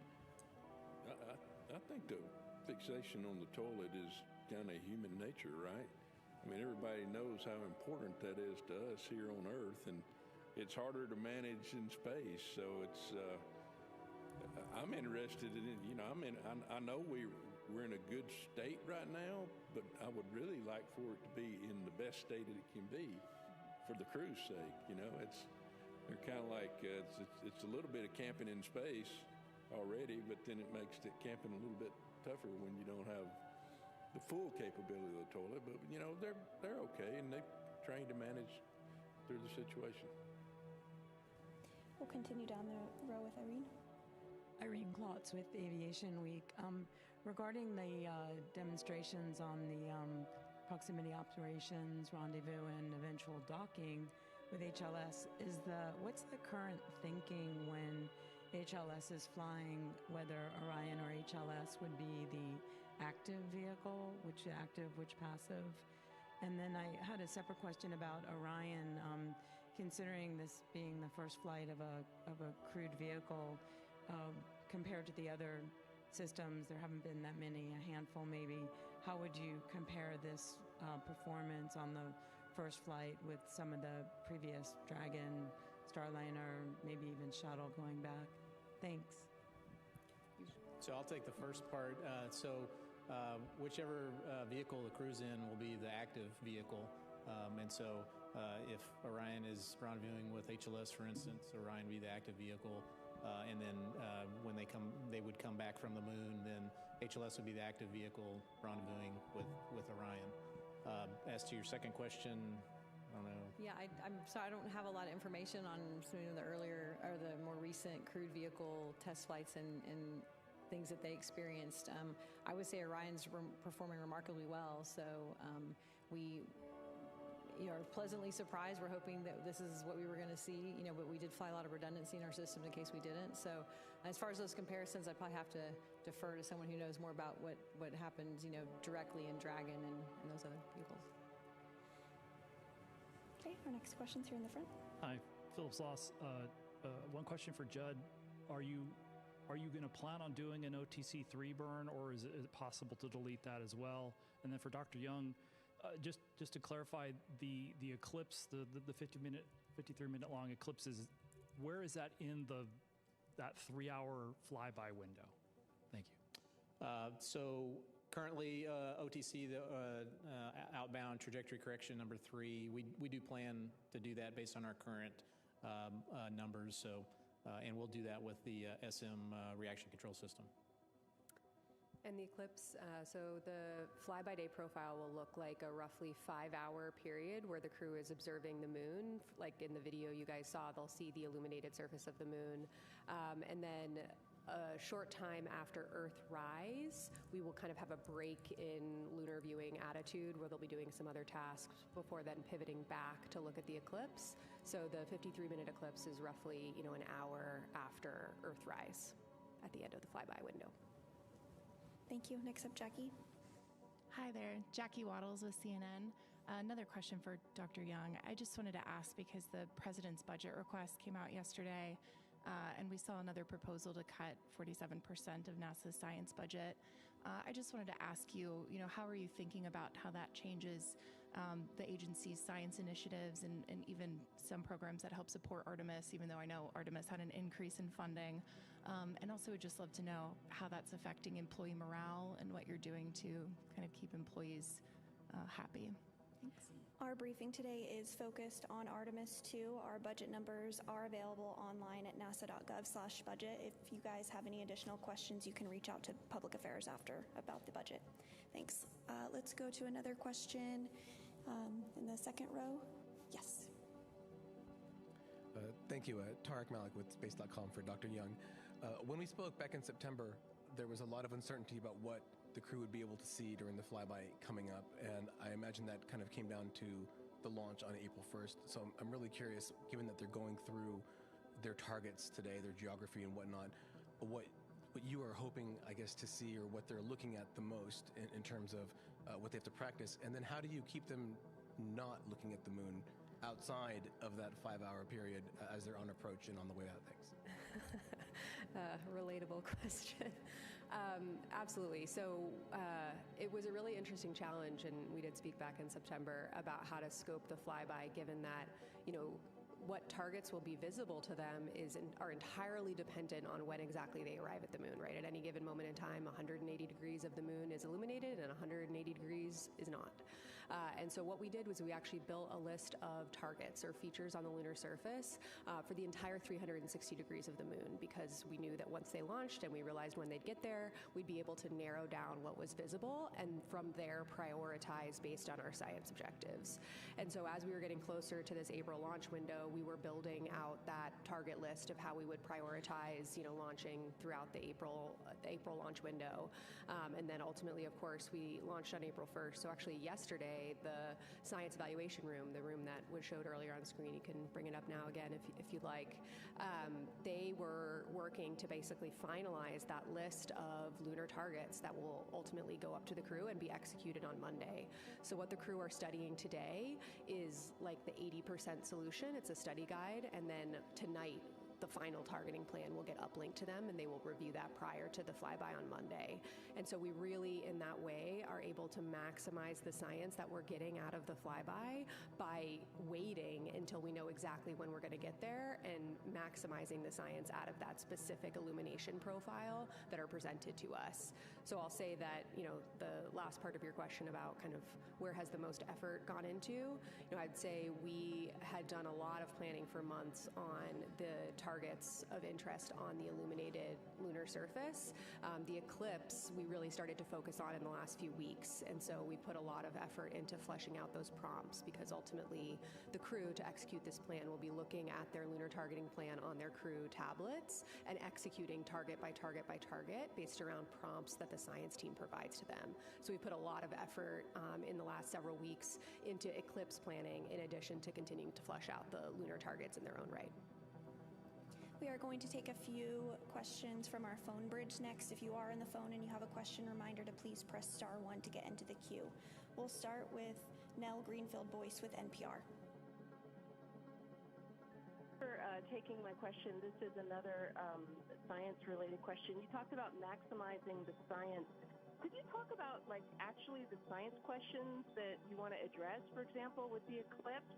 I'm not clear. Have people seen an eclipse like this before? And if not, what will the astronauts be able to contribute that would tell you something about, the sun? What are the actual science questions? And similarly with the lunar targets, I guess, people on the street might feel like, well, don't we have a lot of pictures of the moon and orbiters and things like that? What are the actual questions? What is being maximized in terms of what you'll be able to know based on what the astronauts are doing? Thank you. Oh, I'm so glad somebody asked me about science objectives. Absolutely. We have, like I said, 10 lunar and planetary and solar system science questions for the mission that ultimately feed our targeting plan. So I'm going to take your question in two halves. The first part of your question was eclipse focused. Yes, Apollo crews saw similar eclipses, which again in this context means that from the vantage point of the crew capsule, the moon is blocking the sun from view.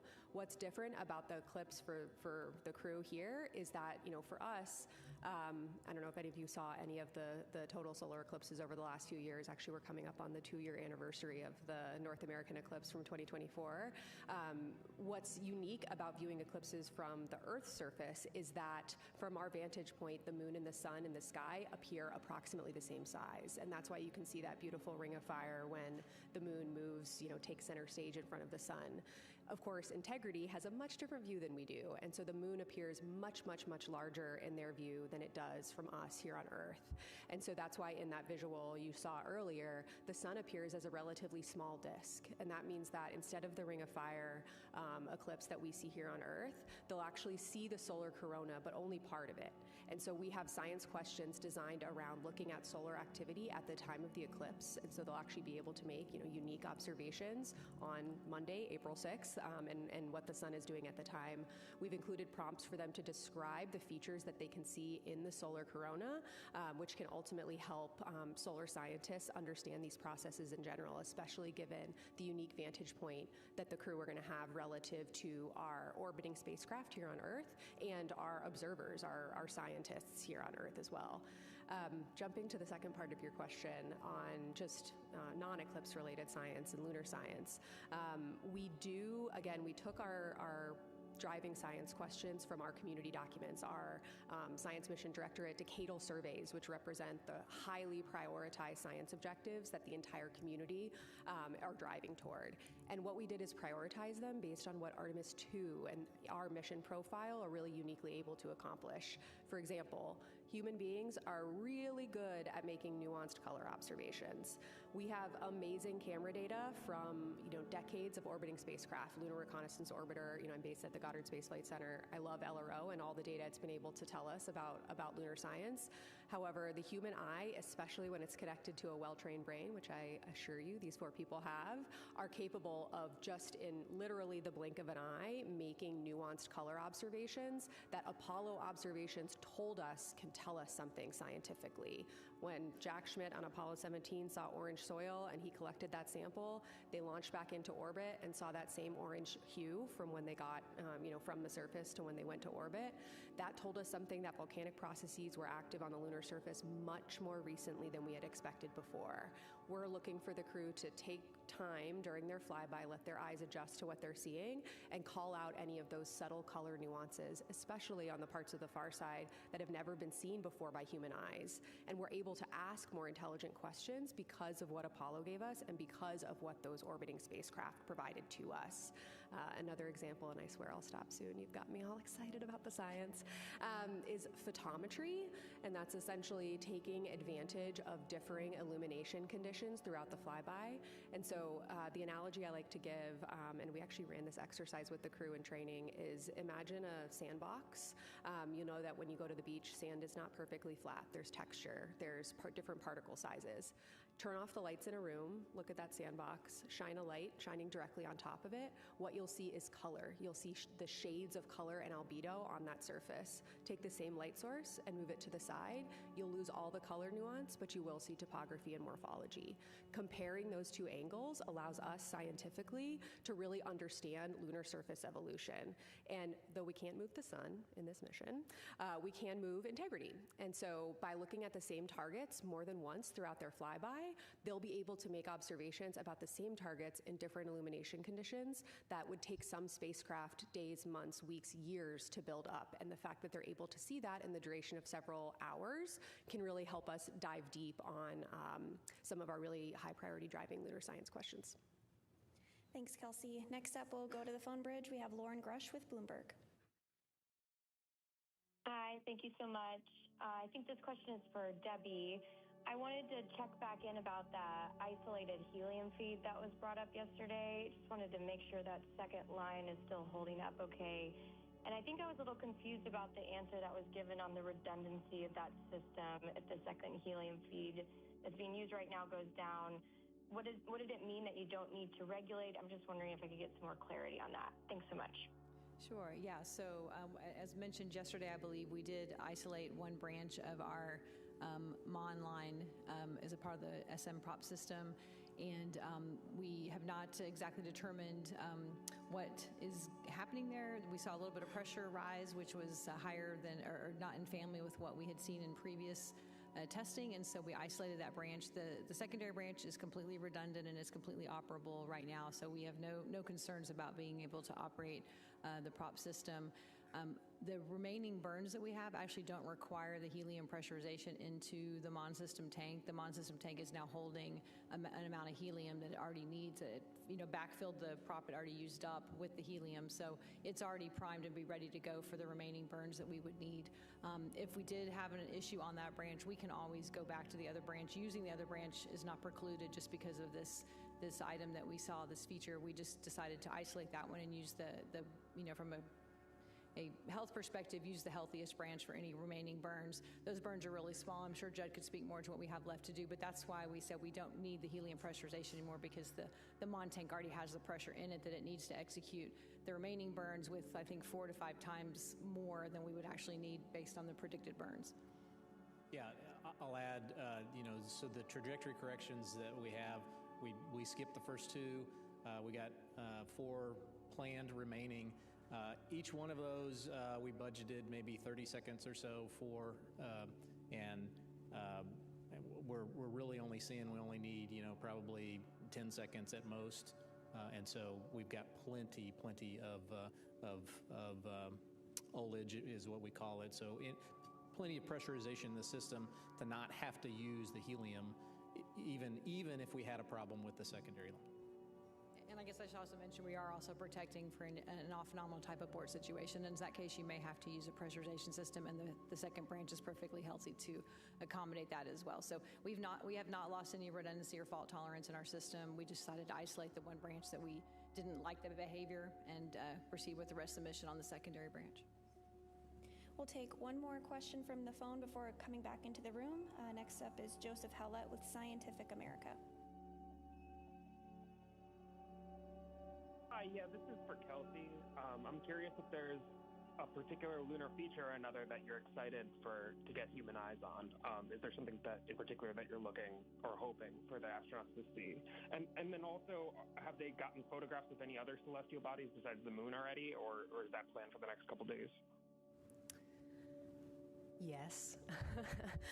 If you ask, 100 lunar scientists what their favorite features are, I'm sure you get 100 different answers. I think I'll maybe cheat and give a couple. I think Oriental is obviously extremely compelling. This is an impact basin that plays such a critical role in not just lunar science, but in planetary and solar system science. It's the type impact basin we use to understand impact processes across the solar system, which is one of the most ubiquitous processes across the entire solar system. And we've never had human eyes on by far the majority of it. I will say, a little bit closer to home, the crew is really excited about that target, and they're really excited about, understanding its significance in lunar science and planetary science. So I'm really eager to hear their descriptions specifically of Oriental, just given the excitement that the lunar science team has and that the crew has.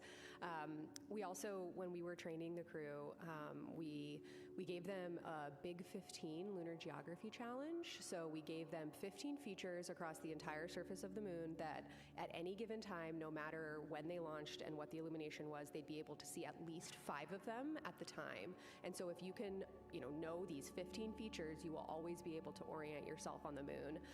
One of our targets that they'll actually look at twice on Monday is Ohm Crater. That was one of the Big 15. They've used it as sort of this, quizzing themselves. We actually literally made them flashcards for understanding lunar geography. And so I'm excited that Ohm made it into the targeting plan and that they'll actually get to see it twice under different illumination conditions. So there's a lot of yeah, really exciting potential for the observations. And, frankly, what I'm the most excited about for Monday is hearing those descriptions starting to come down from the crew. They've practiced for many, many, many months on visualizations of the moon and getting their eyes on the real thing. Really, really looking forward to them bringing the moon a little closer to home on Monday. Next up, Will. Hi, Will Robinson Smith with Spaceflight Now. Thank you all for taking the time. Question for John Honeycutt. In your mission management chair role, we heard early this morning when the crew first woke up, early days, but it sounded like there may be some weather in the splashdown zone that's being watched at this point. I wonder if you can give us the assessment at this phase of the mission, how the splashdown recovery is looking, and then putting your SLS hat back on. You mentioned earlier in your remarks, the rocket performed pretty straight down the middle and even better than Artemis I. Even given that, are there some tweaks or finesses that you'd like to see between this rocket that just flew and the rocket that will fly on Artemis III? Thanks. So I'll take the first question as far as entry weather.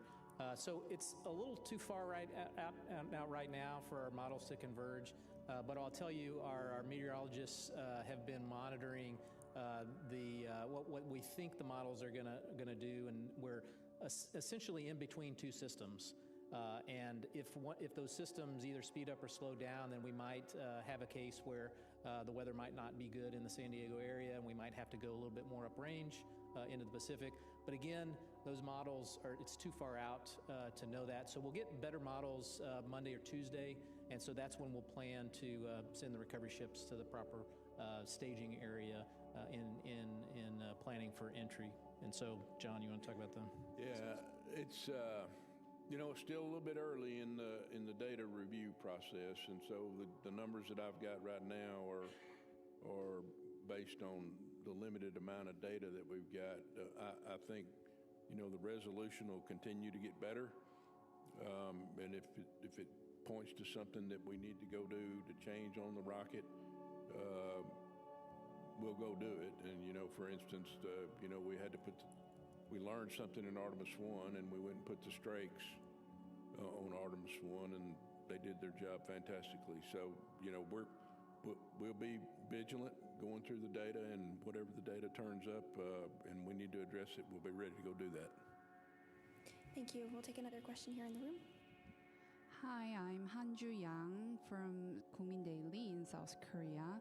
My question is for John Honeycutt. And K-Rod Cube, the Korean CubeSat carried on Artemis II, unfortunately failed to establish communication. And despite the setback, it was a meaningful first step for Korea's participation in an international crewed lunar mission.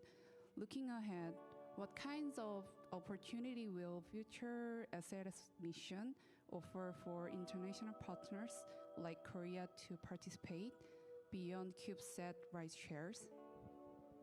Yeah, so given where we are on the mission that is being planned for SLS and the architecture that the administrator and the associate administrator talked about over the last couple of weeks, I'm not aware of anything that they're doing. That doesn't mean there can't be something coming up.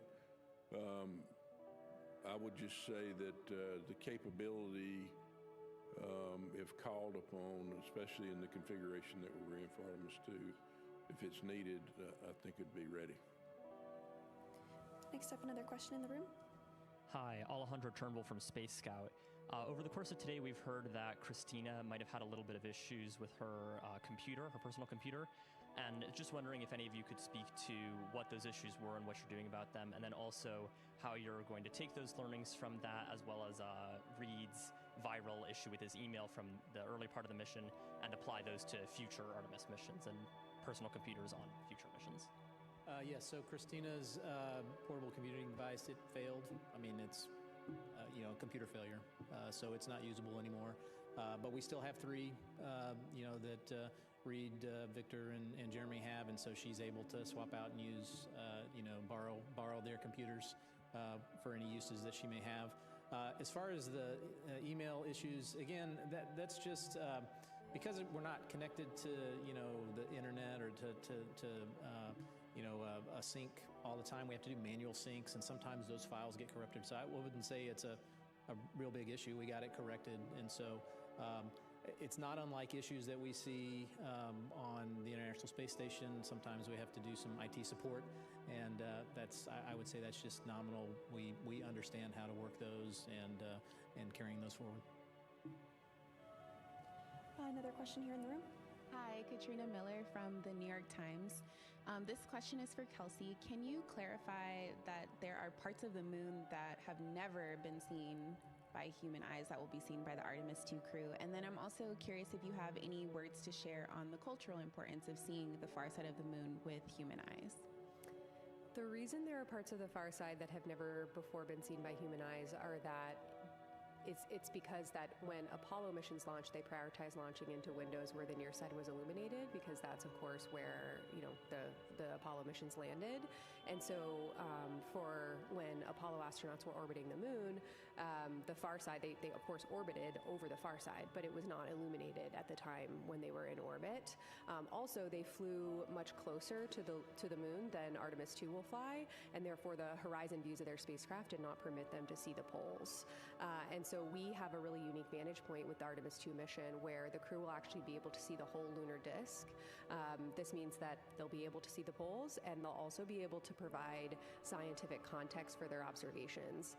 Some of the really neat things about lunar surface processes, especially impact cratering, is they can toss material hundreds, if not thousands of kilometers across the surface. And because of this unique vantage point that Artemis II has, which is so much farther away than we experience with Apollo, they'll actually be able to provide context for those processes that are so influential across the entire lunar surface, where one crater in the northern hemisphere can shed material all the way down into the southern hemisphere. We're looking forward to the unique views. Back in the room, this gentleman in the black cap.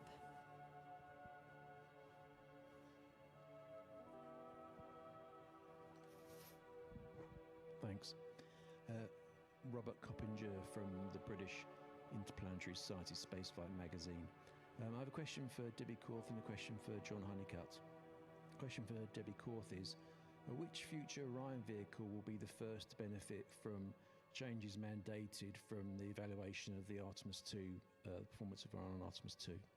And for John Honeycutt, you have less than 2 years before SLS is to launch with the Centaur upper stage. Can you give us an idea of what are the most important technical milestones between now and the launch? They have to be met in order for the Centaur to be integrated into the SLS to carry another crewed vehicle. I'm sorry, in what stage are you talking about? The Centaur. Oh, the Centaur stage. The Centaur stage? Centaur, okay, yeah. Centaur, okay, not Centaur. Centaur. Yeah. Stage, yeah. So, when I took this mission management team job, we were in the beginning stages of already kind of starting to look at that. So we've looked at it from a perspective of what kind of adapter we would use for it. Right now we use the launch vehicle stage adapter to adapt to the ICPS, which is basically the old Delta stage, right? So we've done some work and some studies, and the team has, and I really don't know what they've done over the last 6 months. I know they've made some progress, but I just don't have an update on it. But I think the primary thing for us would be, building a new adapter to be able to integrate that stage, and then making sure that we get it integrated well with the launch, with the mobile launch platform and the tower, which early on indications say that's not going to be a problem. I think on your question was what spacecraft will be first to benefit from what we learn off of Artemis II. And I think it probably depend on what we learn. I mean, we anticipate we'll learn things that will feed into Artemis III. So we have Artemis 3, 4, and 5 spacecrafts all in various stages of production at our factory at the Kennedy Space Center. So we are within the first, shortly after the mission, getting the data back within 60 days, have the flight test report that we can look at and say, what did we learn, and start seeing where we can feed it in. So depending on if it's something super critical, we'll force it into 3. If it's something that we, it's a nice to have or a tweak that we could wait till 4 or 5. So I think it really depends on what we learn and on where we'll actually feed that in first. We're going to hop back over to the phone bridge with Micah Maidenberg in the Wall Street Journal. Thank you. A question for Kelsey Young. I think you touched on this a bit, but could you just elaborate a little bit more on how the crew is trained to describe what they're seeing on the lunar surface? How do you get everyone to provide the best possible descriptions of what's in front of them, given the science objections? I mean, are they learning specific vocab or trained to really dial into specific features on the lunar surface? Thanks so much. We train the crew in a few different ways. First and foremost, in the classroom.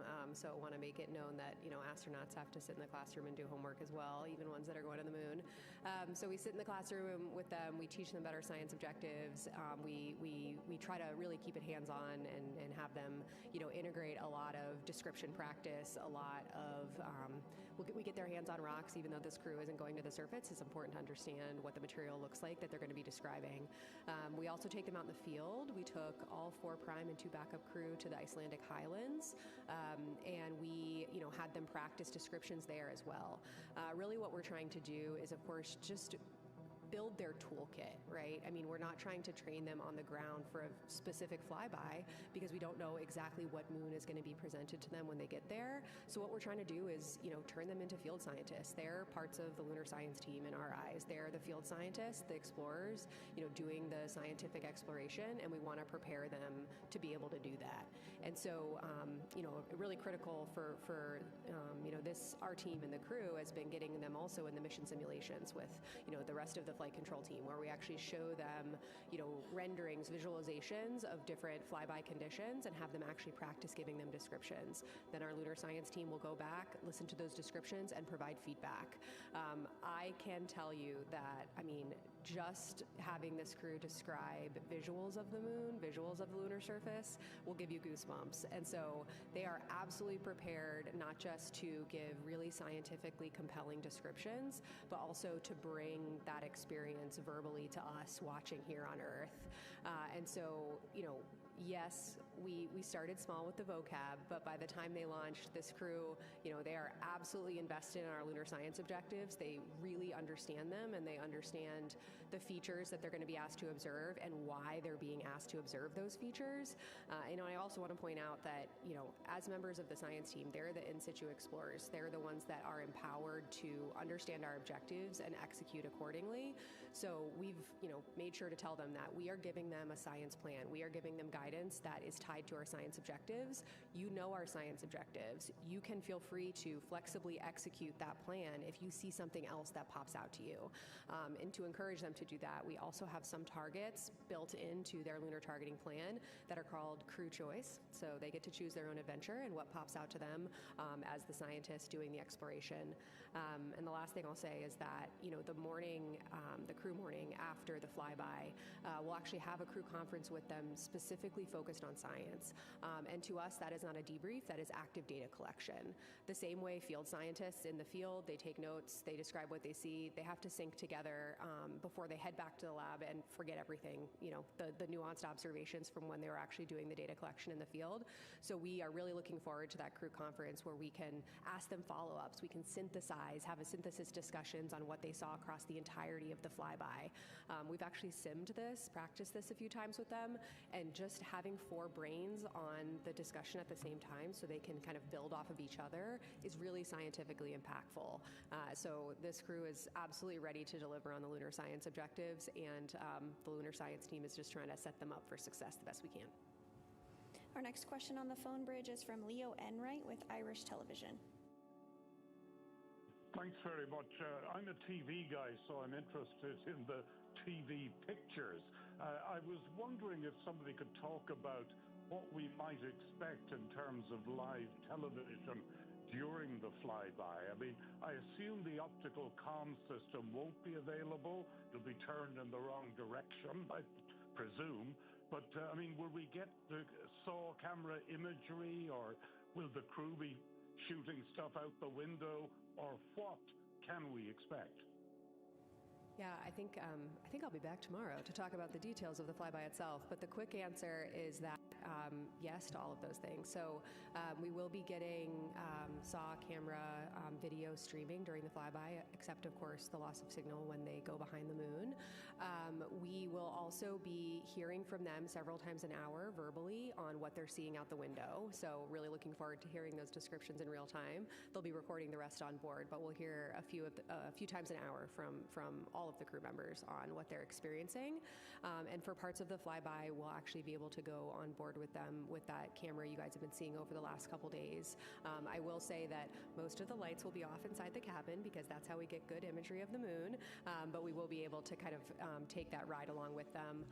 And yes, they will be taking pictures. They'll actually be using 3 Nikon cameras, 2 D5s and 1 Z9, each equipped with a different zoom lens to capture, varying features. We pick the lens that's best for the objective. So you'll be seeing a lot on Monday, real time, and tomorrow I think I'm on tap to explain a little bit more about how the crew are structuring themselves during the flyby and a little bit more about what we're going to be seeing. And I would add that the optical comm is only really available during the crew sleep period, so don't expect the high-res video, but you will have, as Kelsey mentioned, the SAW cameras through our nominal low-rate video. And we're looking forward to take advantage of that optical comm to get down some great photos overnight. All right, we'll go to another question here in the room. Jerry Rothwell from Lightbox. You mentioned you were tracking the burning odor that Jeremy Hansen mentioned this morning. I wondered if you could say a bit about what the possible causes of that were and whether they're a concern. Yeah, the dusty heater smell, is that what you're referencing? Yeah. So that was the smell I referenced, that we had some report of a smell that we don't understand where it's coming from. So we did actually look at our power data, our heater data. Nothing looks anomalous. We have an anomaly gas analyzer that we can use to check the constituents of the air. Nothing showing up. So we don't know exactly yet. We're still troubleshooting where they might be coming from. The teams are looking at some data we had on the ground where that same similar type smell had been reported, and think it might be more mechanical in nature, some tapes and some other materials that might be off-gassing, but really early in that investigation, so don't think there's any hazardous condition. Those gas analyzers have come back with everything fine. So just trying to figure out what could possibly cause them. So the teams now are looking at some ground testing we can do with some of these materials to see if it really is what we think it might be.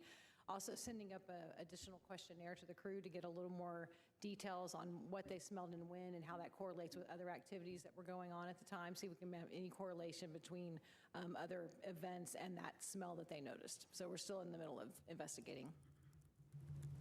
Another question here in the room. Hi, Dan Lenahan with the Naval Postgraduate School of the U.S. Navy. And I have a couple questions about flight testing. And I guess in orbit, they did a spacecraft flight test, and they're about ready to do another one tonight, like you mentioned. And Reed and Victor are both naval aviators and test pilots. And maybe you can explain a little bit, why they were chosen for this mission, their expertise and what qualifies them to fly this first mission, and a little bit about the envelope expansion that they'll be doing. So yeah, as to the reason why they were chosen, exactly because they were test pilots, right? And so that is a key aspect of understanding a new vehicle is the handling characteristics, and so they speak that language. I guess in terms of expanding the envelope, it'll be the first time we're actually flying the spacecraft. And so, during the RPOD demo that was earlier in the mission, we got great verbal feedback from Victor on every step of that demonstration, and understanding is the vehicle responding the same way the simulators do that we're doing on the ground? Is it the same kind of response time and feel of the vehicle, so we can improve the simulators if we need to better match the vehicle and make changes there. So getting that verbal feedback from him on how it's performing and how that matches our expectations and our models and our simulations is what we'll use to see if we can expand the envelope at all. And we are going to head over to the phone bridge to Robert Perlman with collectspace.com.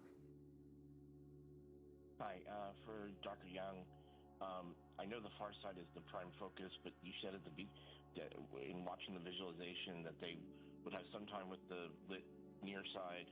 Are any of the Apollo sites going to be in view as they start that flyby? I can come back with that tomorrow. I think they might be right at the beginning, a couple of them, but I will confirm that and come back to this group tomorrow. And yes, they will see a significant chunk of the near side, including some features that are visible to all of us if we go out and look at the moon at night, especially with binoculars, but even some of the features they'll be looking at, binoculars not necessary, you'll be able to go out and connect with them in that way. And we will take one last question here in the room. Hi, JJ Love with Tech Talk Media. Thanks so much for taking my question. This is for everyone, and just a quick one. 50 years from now, what do you hope people will say this mission made possible? I would hope that people would say that this made possible a continued presence on the moon, that we are now living and working on a regular basis on the moon in 50 years. Yeah, I guess Judd stole my answer. So, absolutely. I mean, this is the first step, and that's all of our hope and dream. I think everyone that's sitting at this table is that this is really going to lead to having that permanent presence and get people living and working on the moon. And it won't be such an anomaly that we'll have people, flying around there doing the great science. Yeah, I have to dive into the science for a second. I think I'm glad you picked the time horizon that you did of 50 years, right? Because think about, where Apollo was 50 years ago, and scientifically how far we've come in that period of time, understanding not just the moon and the solar system, but our own planet. We didn't really understand plate tectonics at the time when these missions flew 50 years ago, right? And so Apollo played such a big role in helping us understand not just the moon, but our own planet as well. One thing that Christina says a lot that I just get, happy feelings every time she says it, because it's one of my favorite fun facts about the moon, is that the moon is a witness plate for the whole solar system and for our own planet. What the moon has experienced, we have experienced. They're basically in our backyard. But here on Earth, we have plate tectonics and oceans and vegetation that has obscured big chunks of the history of our planet. It is preserved on the moon. It is waiting for us on the moon. That period of our planet's history that we can no longer get here, even if we go to the deepest parts of the ocean, is there on the moon. And Apollo samples really helped us unlock that discovery, especially in the near side equatorial regions where they landed. The South Pole, the far side, very different geologically, geographically, and chronologically from where we visited with Apollo. And just thinking about the scientific discovery that those missions unlocked over 50 years ago, my hope is that we are sitting here 50 years from now, and not only have we made those scientific advancements, but just like in Apollo, this next generation of explorers and scientists are inspired to contribute. I'm sure people across NASA would say that the Apollo missions got them here to this agency working on this mission today, and I am just so optimistic for what this is going to do for the next generation and for the kids watching at home and the kids 50 years from now who are looking up at that sustained presence.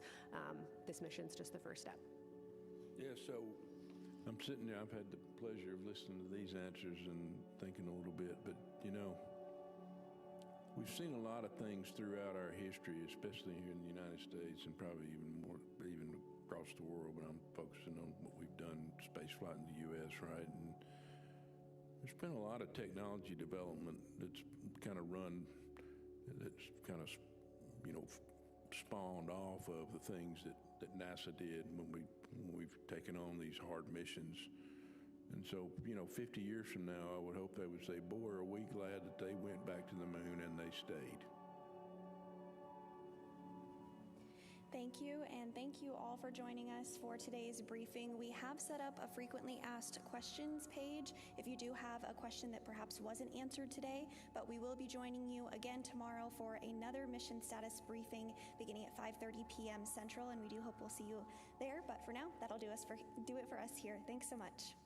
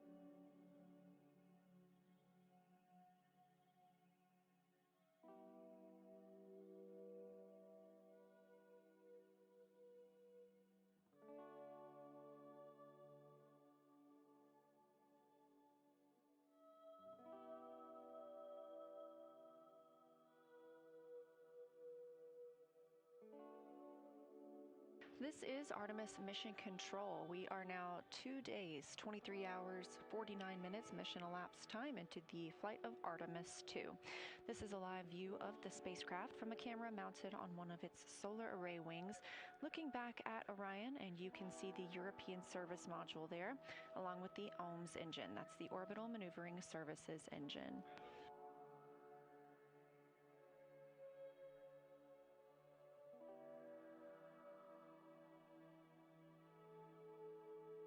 Now, you're not hearing Orion to Earth at the moment. The Orion crew is discussing the crew contingency urinals that they've been using in lieu of the waste management system with the team here on the ground.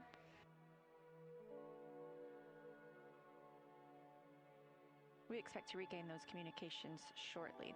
In the meantime, we were also tracking the outbound trajectory to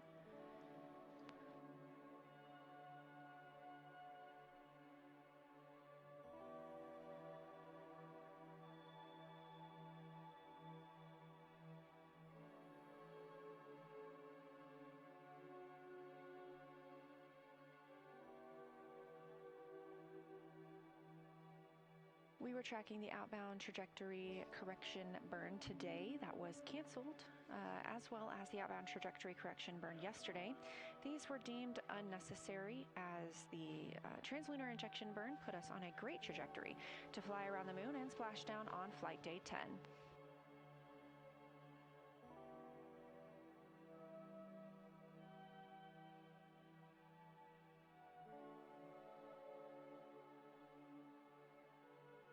Orion and her crew are currently 181,886 miles away from Earth, and now under 100,000 miles away from the moon. To be exact, it's 99,293 miles away. You can track Artemis at any time on nasa.gov/trackartemis.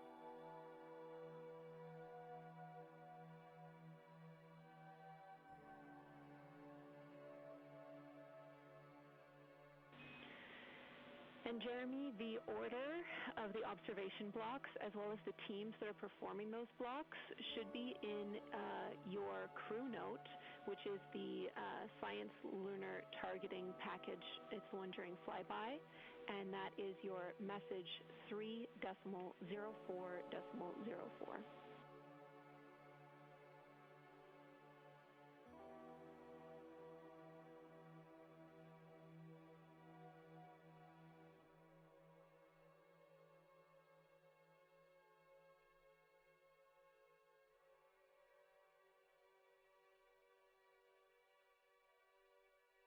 While we were in our daily briefing. Okay, yeah, we see that there.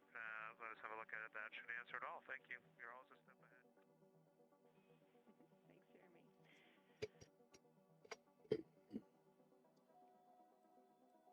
Fazer um teste de som novamente. Está tudo funcionando.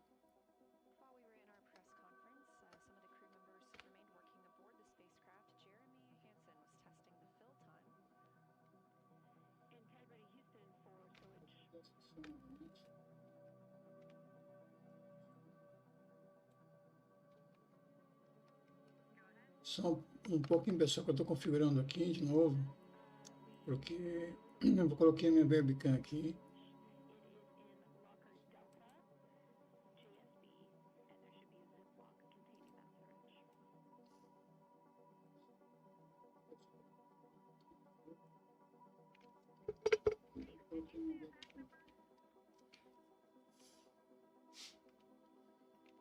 Acho que está tudo certo agora.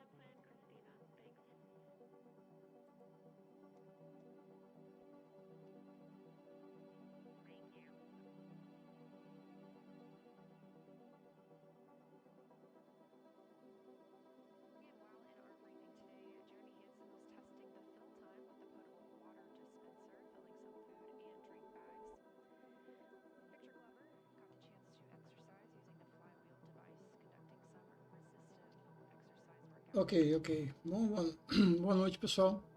Sou eu, Samir, tudo bom? Continuando a live aqui, eu fiz alguns ajustes aqui para a transmissão. Eu coloquei aqui no canto aqui as informações aqui em tempo real da missão, tá? Aí vocês podem acompanhar aqui, eu não preciso estar repetindo toda hora. E aí vocês vão saber mais ou menos onde é que a missão está. Se eu só conferir se esses dados aqui estão corretos.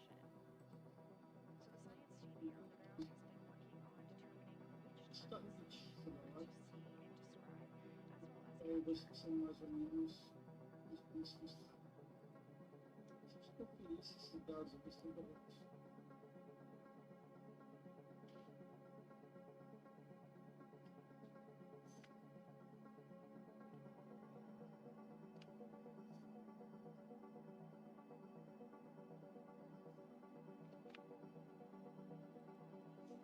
Um minutinho, pessoal.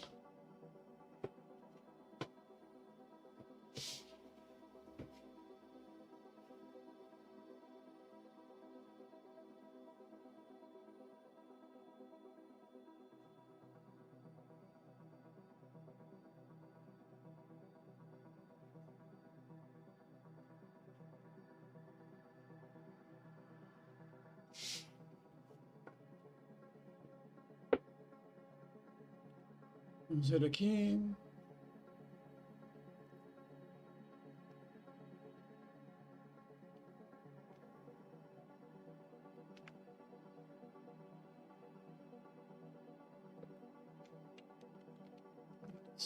Para KM, não está correto isso aqui. 99, 0.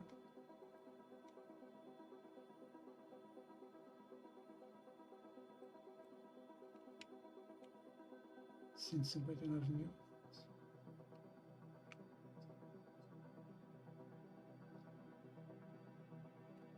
Não. Certos.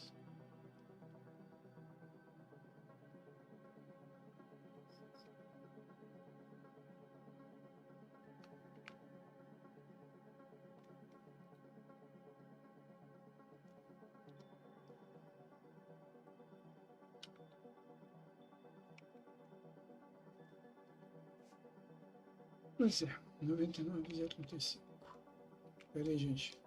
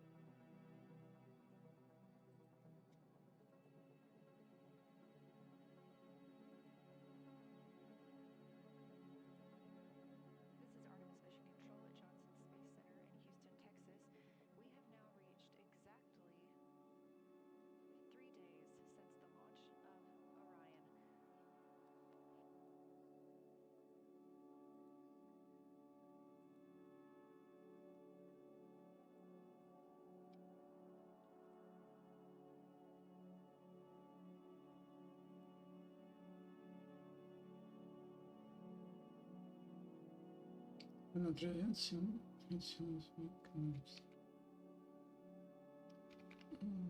290.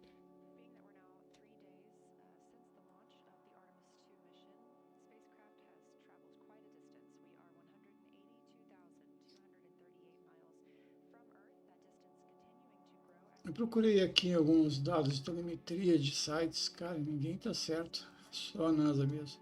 Eu não consigo colocar da NASA. Eu vou tirar essa telemetria daqui, porque ela não está exata. E eu não quero passar informação errada para vocês. Eu vou passando as informações aqui pelo áudio mesmo, porque essas informações aqui não estão corretas.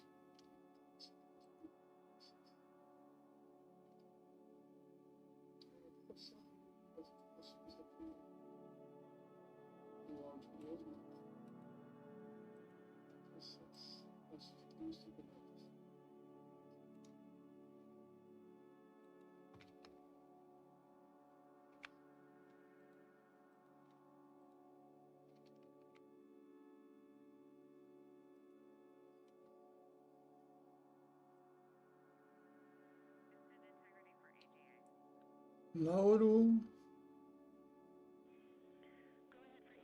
Oeiro. E aí, boa noite, Lauro. Boa noite a todos que estão aí na live. Bem-vindo ao Astrolhar, meu nome é Samir. Boa noite. E eu vou continuar aqui com a live essa noite também. A gente já está bem próximo já da chegada. Dia 5 temos aí mais... a chegada vai ser na segunda-feira, às 14h30 horas, segundo a NASA.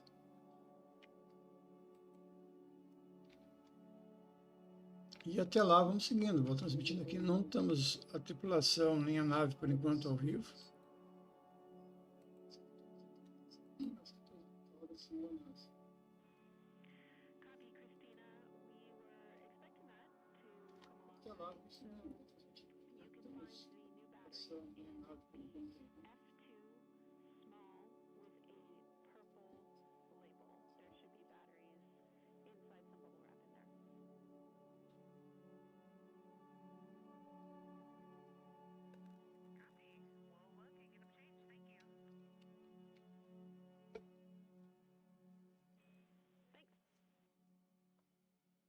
Vamos tirar o som daqui. Espera aí.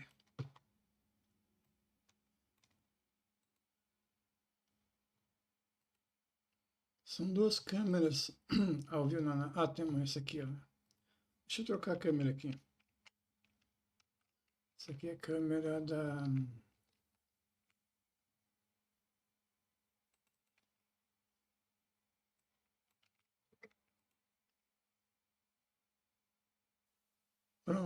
Pronto, agora sim. Essa aqui é melhor. É o que a gente quer ver, né?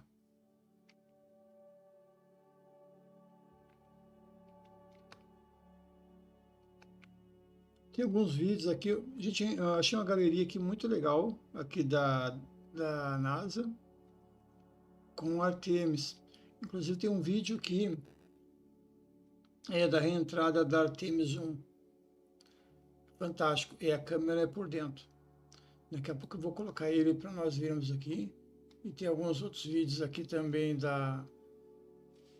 onde mostra o módulo todo inteiro, né? Modo de serviço e mais a cápsula. Os painéis se abrindo ali dentro da empresa, né? Onde eles fizeram a montagem. É bem interessante. E aí, enquanto as coisas não vão acontecendo, né, a gente vai vendo um pouco da história da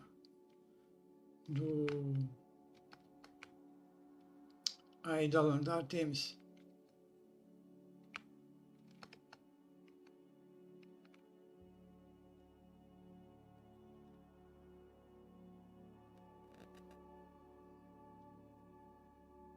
Para quem está chegando na live, eu sempre convido, se inscreva aqui no canal, deixe o seu like, tá? Isso ajuda muito no meu trabalho. Eu estou desde quinta-feira fazendo essas lives, Eu queria ter tocado a live direto, mas infelizmente teve uma queda em um momento, depois eu fiquei sem luz. Essas coisas acontecem, faz parte. E agora vamos ver se eu consigo manter essa aqui direto até o dia da chegada.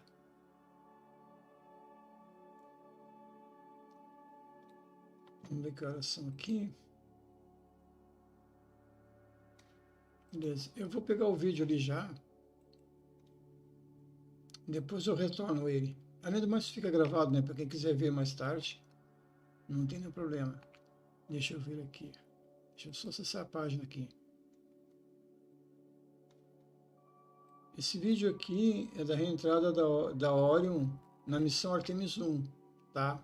A Artemis I, ela foi o início, né? O primeiro lançamento, onde ela fez também o mesmo trajeto de ir até a Lua, fazer o retorno e voltar novamente. E graças ao sucesso dessa primeira etapa, né, ela tinha que ter sucesso, está ocorrendo agora o segundo, que é a mesma coisa, porém estão levando tripulação, tá? E aí continuando fazendo teste para ver agora como a cápsula e tudo mais se comporta levando tripulação, levando mais peso ainda.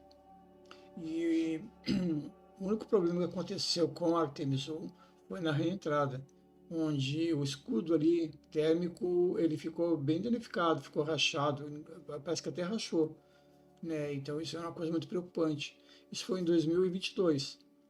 Tá, esse vídeo que a gente vai ver aqui foi de 2022. Pessoal, esse vídeo que eu estou colocando agora é de 2022 e não é da Artemis II, é da Artemis I, tá?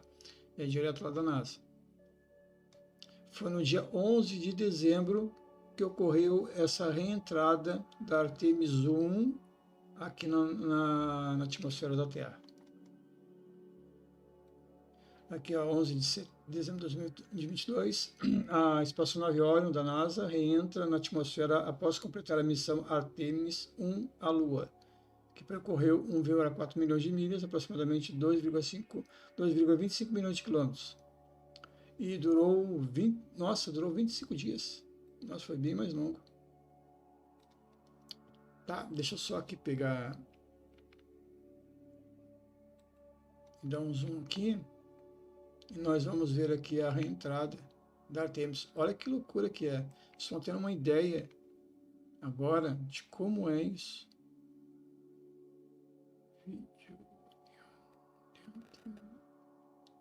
Só um minutinho, pessoal.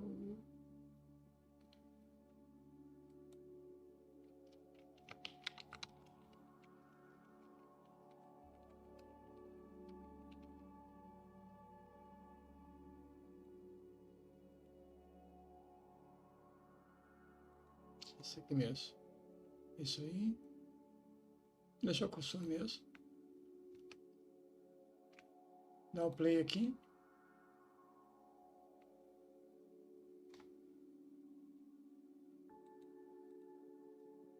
E aí, não rodou. Ah, não rodou. É que, desculpa, é que tá bem lento mesmo. Vou tirar o som aqui.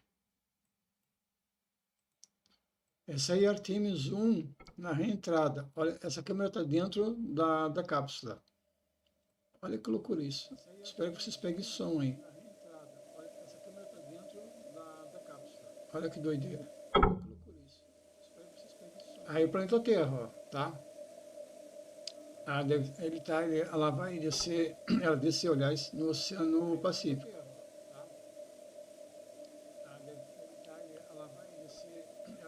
Esse vídeo tem...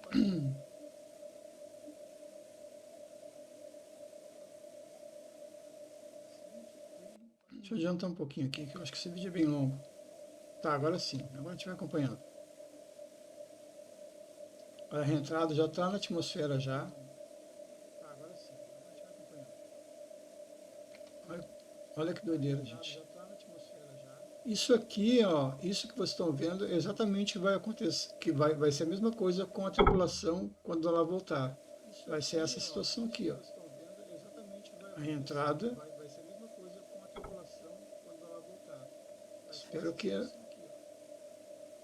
dê som para vocês.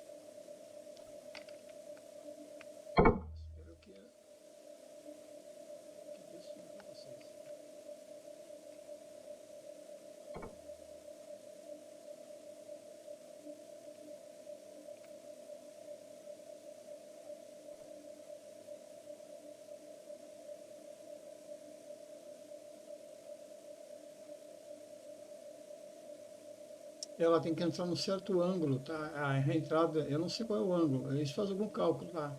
Ela não pode entrar reto no planeta, ela tem que ter uma angulação de entrada.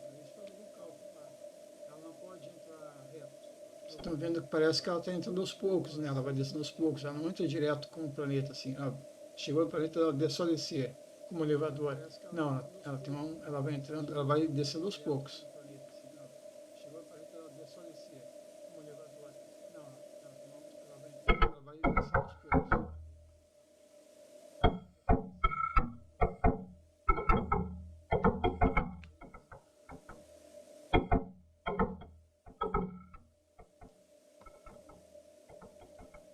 Ó, já começou.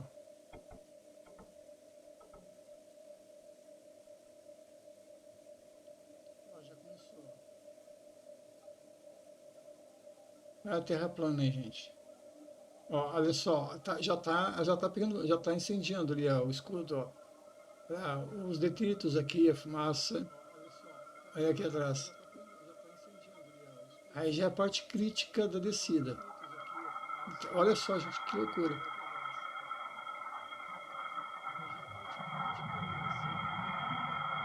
Que doideira. Tem que passar por isso aí, ó. Chega a fumar ali até um redemoinho, né, de fogo ali, de fumaça, de detritos ali. Olha ali. Olha que loucura, gente. Eu não tinha visto isso aí, estou vendo junto com vocês agora.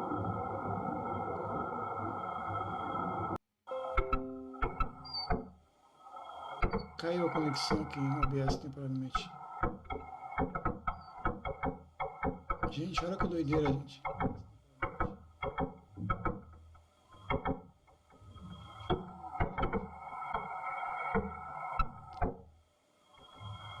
Olha lá, alinhou de novo.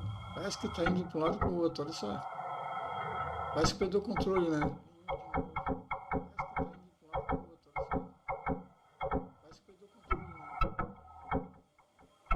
Ainda está queimando ainda, não parou de queimar ainda.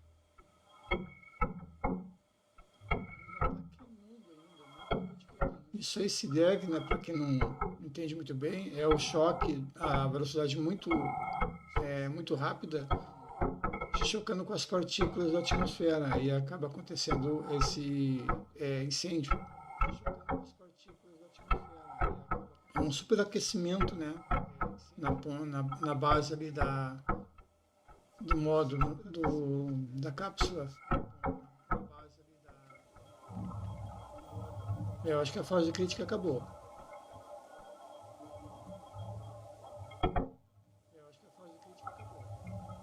Está acabando agora já.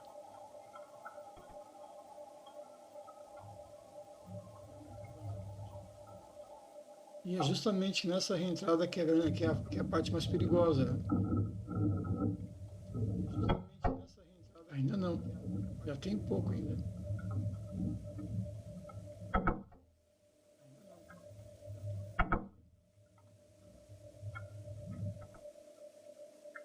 Gente, como demora. Eu achei que era mais rápido, mas demora.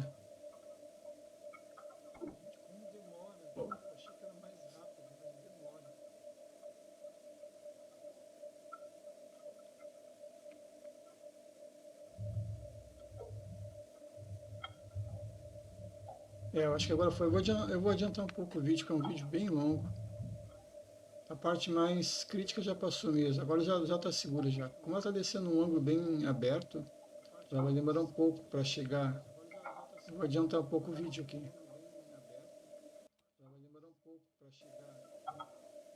Já passou a parte crítica, agora ela vai...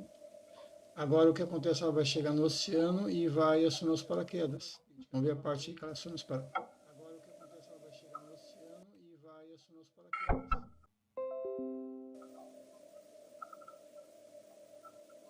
Ah, gente, eu tenho uma internet de, acho que 600 mega e tá apanhando por isso aqui.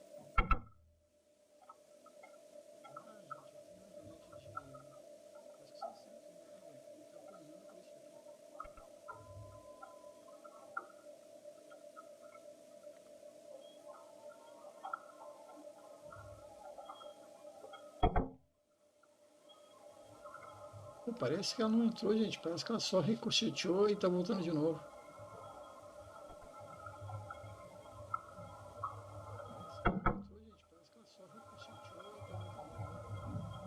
Que doideira.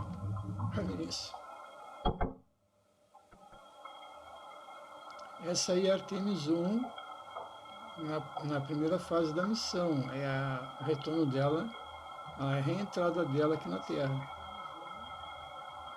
Eu estou achando que ela ricocheteou, que ela tentou e subiu de novo e agora está descendo, porque agora há pouco tempo o fogo estava brabo ali. Voltou de novo.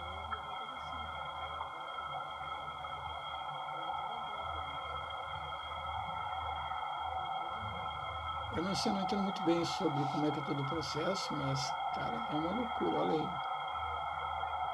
Agora está descendo, já está na metade do vídeo, agora com certeza está descendo.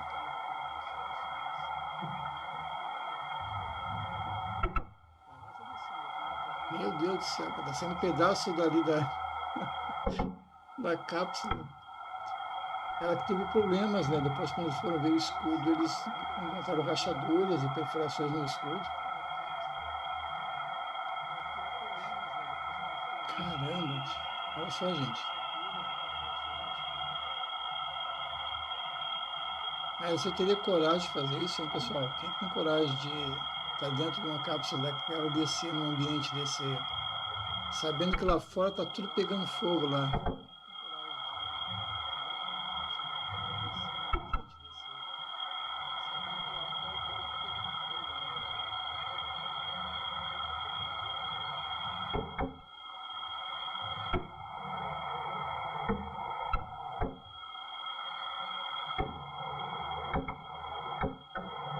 Cara, que doideira, cara, olha isso.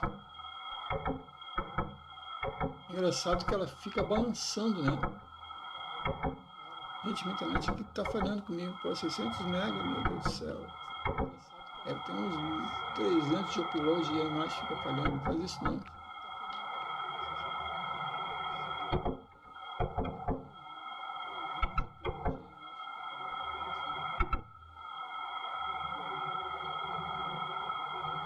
Ainda continua descendo nada.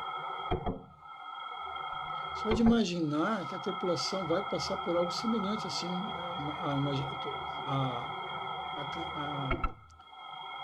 o nervosismo dele, a preocupação deve ser bem grande.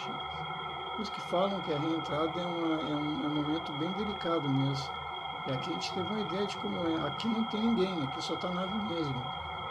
Mas o que vai acontecer daqui a 7 dias quando eles chegarem.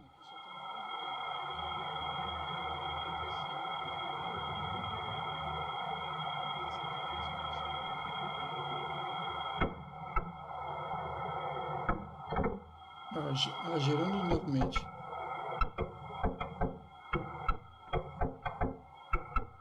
Tem umas coisas soltas ali. Nossa Senhora.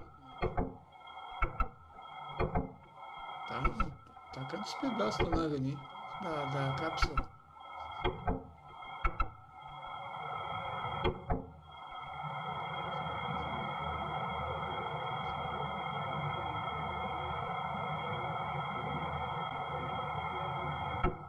Isso aqui não é que nem filme, né, pessoal? O pessoal que olha, quem gosta de ficção, eu gosto de ficção, né? As naves dos filmes, elas entram assim na Star Wars, por exemplo, a gente. Que nem Mandaloriano, eles entram nos planetas assim, uma boa, né? Não acontece nada, não vê uma fumacinha. Mas não é não, cara, a realidade é bem diferente. Olha como é uma reentrada num planeta. E eu acho que para cada planeta deve ser diferente. Eu acho que para Marte, né? Na Lua não, né? Porque não tem atmosfera. Marte tem um pouco de atmosfera.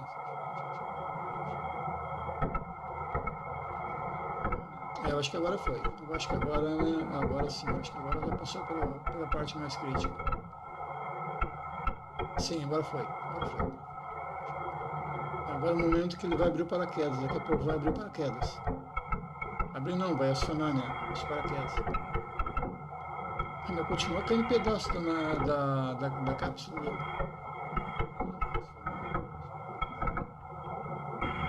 tô lá dentro, hein, com o astronauta e vendo os pedacinhos da cápsula se soltando, hein? Que medo, rapaz.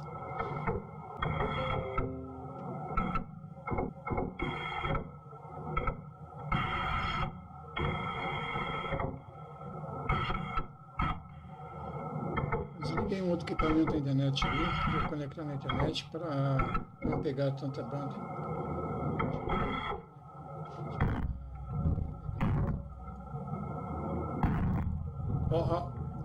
Liberou os paraquedas. Eles liberam esses pequenos, eu acho, primeiro, depois eles puxam os maiores. São 3, aí são 2. Isso aí tudo é automático, né? Não se faz nada, eles mesmos ascensionam.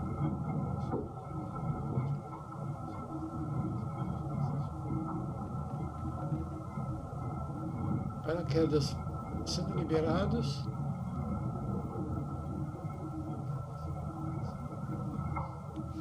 Para quem está chegando no vídeo, ou para quem está assistindo esse vídeo, isso aí é Artemis 1, tá? É a primeira etapa do projeto. Tá? Ela foi até a Lua sozinha e voltou novamente. Isso aí foram os testes para ver se ela estava funcionando ok. Ela funcionou, deu tudo certo. E agora ela está indo novamente, só que com a tripulação. Aí a chegada dela. Isso foi em 11 de... Acho que é 11 de outubro, 11 de outubro, novembro de 2022. Agora os paraquedas. Agora foi. Agora tranquilo. E isso que vocês estão vendo é o que vai também acontecer com a tripulação da Artemis, quando agora, daqui a 7 dias, né? Quando eles vão retornar e fizerem a reentrada na Terra, vai ser dessa forma aí, ó. Ele vai descer no Oceano Pacífico, ali no oeste dos Estados Unidos. Ali perto da Califórnia, mais ou menos, por ali. É isso aí.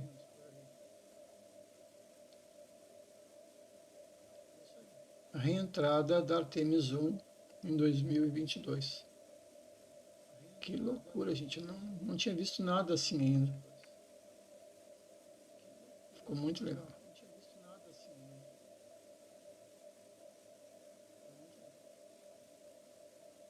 Eu acho que vai mostrar, vamos ver se vai mostrar o impacto dela na água. Eu também, vamos deixar rodar mais um pouquinho aqui. Nem sei quanto tempo deu de vídeo. Já voltamos lá, tá, para a live. Eu quero aproveitar aqui para a gente conhecer um pouco do projeto, né? Conhecer um pouco da história do projeto.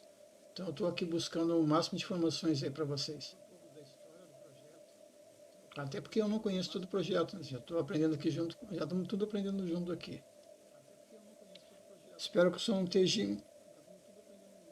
muito baixo para vocês. Eu estou com o microfone de mesa aqui. Tem que conseguir o microfone, gente, de lapela. O que eu tenho aqui não funciona com o meu computador.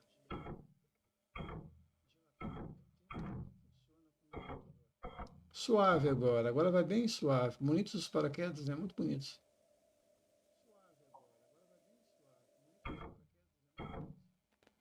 Quase lá, quase lá. Cara, faz uma barulheira, né? O negócio parece que está quebrando todo.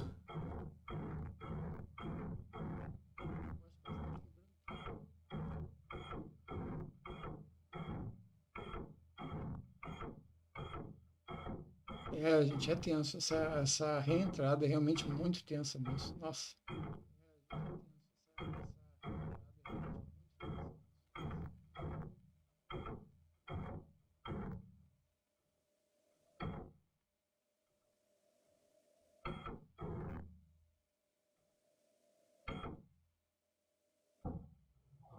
Ah, ó, impacto. Que loucura. E aí, pousou. Tá ele aí. Sucesso. Essa foi a Artemis 1 na primeira missão dela. Aí o pouso no Oceano Pacífico aí. O negócio não afunda, né? Vocês notam que Pô, vou esquecer o nome. Bom, já acabou o vídeo aqui. Vamos passar lá para a live.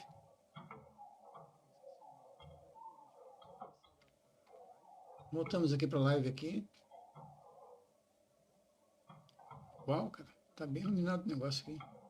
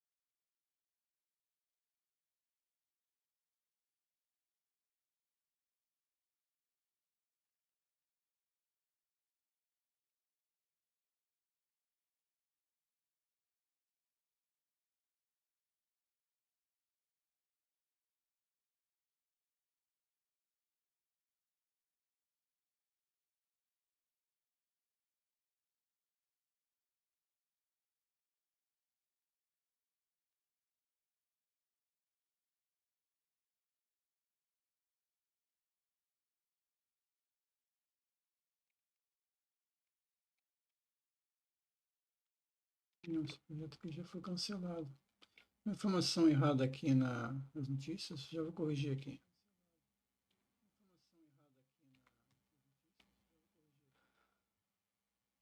Isso sim.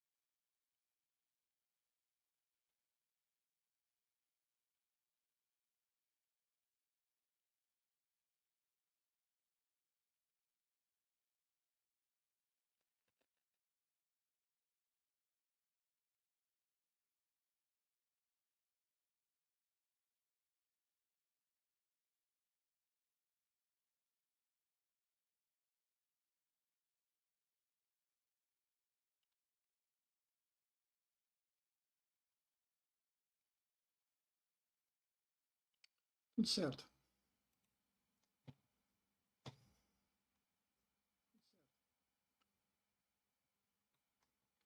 Bom, pessoal, seguimos aí com a mais ao vivo da...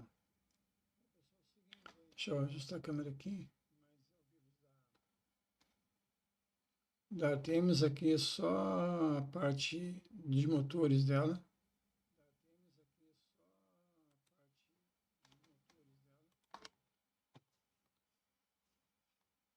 Vou colocar aqui no ar agora aqui. Deixa eu ver uma coisinha aqui rapidinho.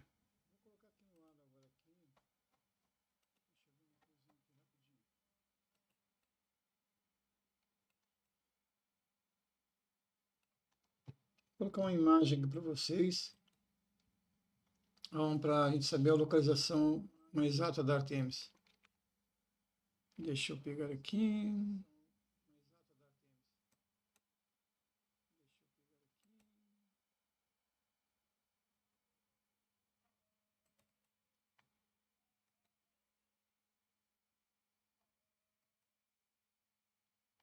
É isso aqui. Pessoal, esse aqui é do site oficial lá do projeto Artemis. E aqui aqui é a Orion, né? A posição dela, aqui é a trajetória dela. Deus da Terra, a Terra está lá em cima, Earth lá. E aqui nós temos Moon, a Lua aqui. Esse aqui, ó, é o ponto, ali é o ponto de encontro, ó. A Orion vai encontrar a Lua justamente naquele ponto ali, ó, que tem a elipse, a trajetória da Lua, ó, em torno da Terra. E aqui pelos dados aqui já são três dias de missão, exatamente acaba de completar 3 dias de missão. Ela está a 2.139 milhas por hora, 183 mil milhas de distância da Terra e 97 mil milhas distante da Lua.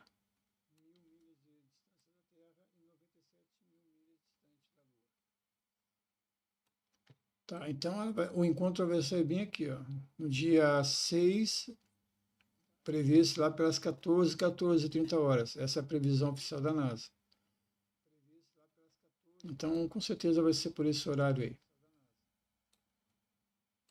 Vou dar uma visão aqui do planeta Terra, para vocês verem aqui. Olha como ela já percorreu todo esse espaço aqui, ó. Toda essa distância aqui, ó. Falta muito pouco agora, muito pouco mesmo. É uma visão aqui do ângulo da Lua. Olha aí, ó. Aí estão eles ali, ó, bem pertinho, ó. Bem próximos. Beleza? Vamos lá então, vamos seguindo. Depois eu coloco, quando estiver mais próximo ali, eu volto aqui com essa imagem.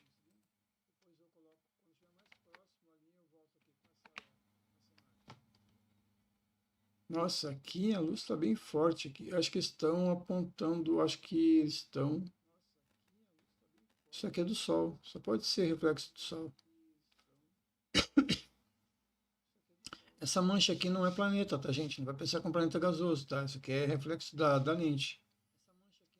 A Artemis está bem aqui no canto esquerdo aqui, só que está muito claro.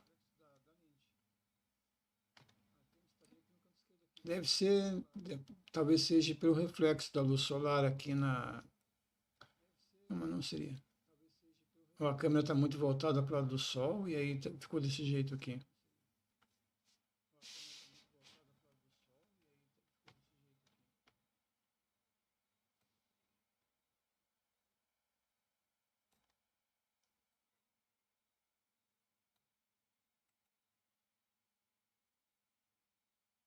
Bom, pessoal, eu vim dar uma passada rápida aqui só para testar o webcam, para ver se está tudo ok, para mostrar esse vídeo para vocês. Eu vou sair um pouco agora aqui da live, tá? E eu retorno daqui a pouco, tá? Aí quando eu retornar eu vou ficar até uma certa hora aí da noite acompanhando com vocês, tá? Se tiverem alguma dúvida é só me perguntarem e eu vou explicando aí a missão. Para quem está chegando na live, para quem ainda não sabe o que é essa missão, não tem acompanhado. Tá? Então, deixo com vocês aí. Essas telas azuis vão acontecer, tá? Isso aconteceu durante todo o percurso da Orion, tá? Porque a transmissão, ela não é de alta qualidade. Isso aqui é o que eles chamam de uma transmissão em 3G. Tá? E são 2 antenas apenas que estão sendo usadas para captar o sinal da Orion. Tá bom, gente? Deixo com vocês aí. Daqui a pouco eu retorno de novo.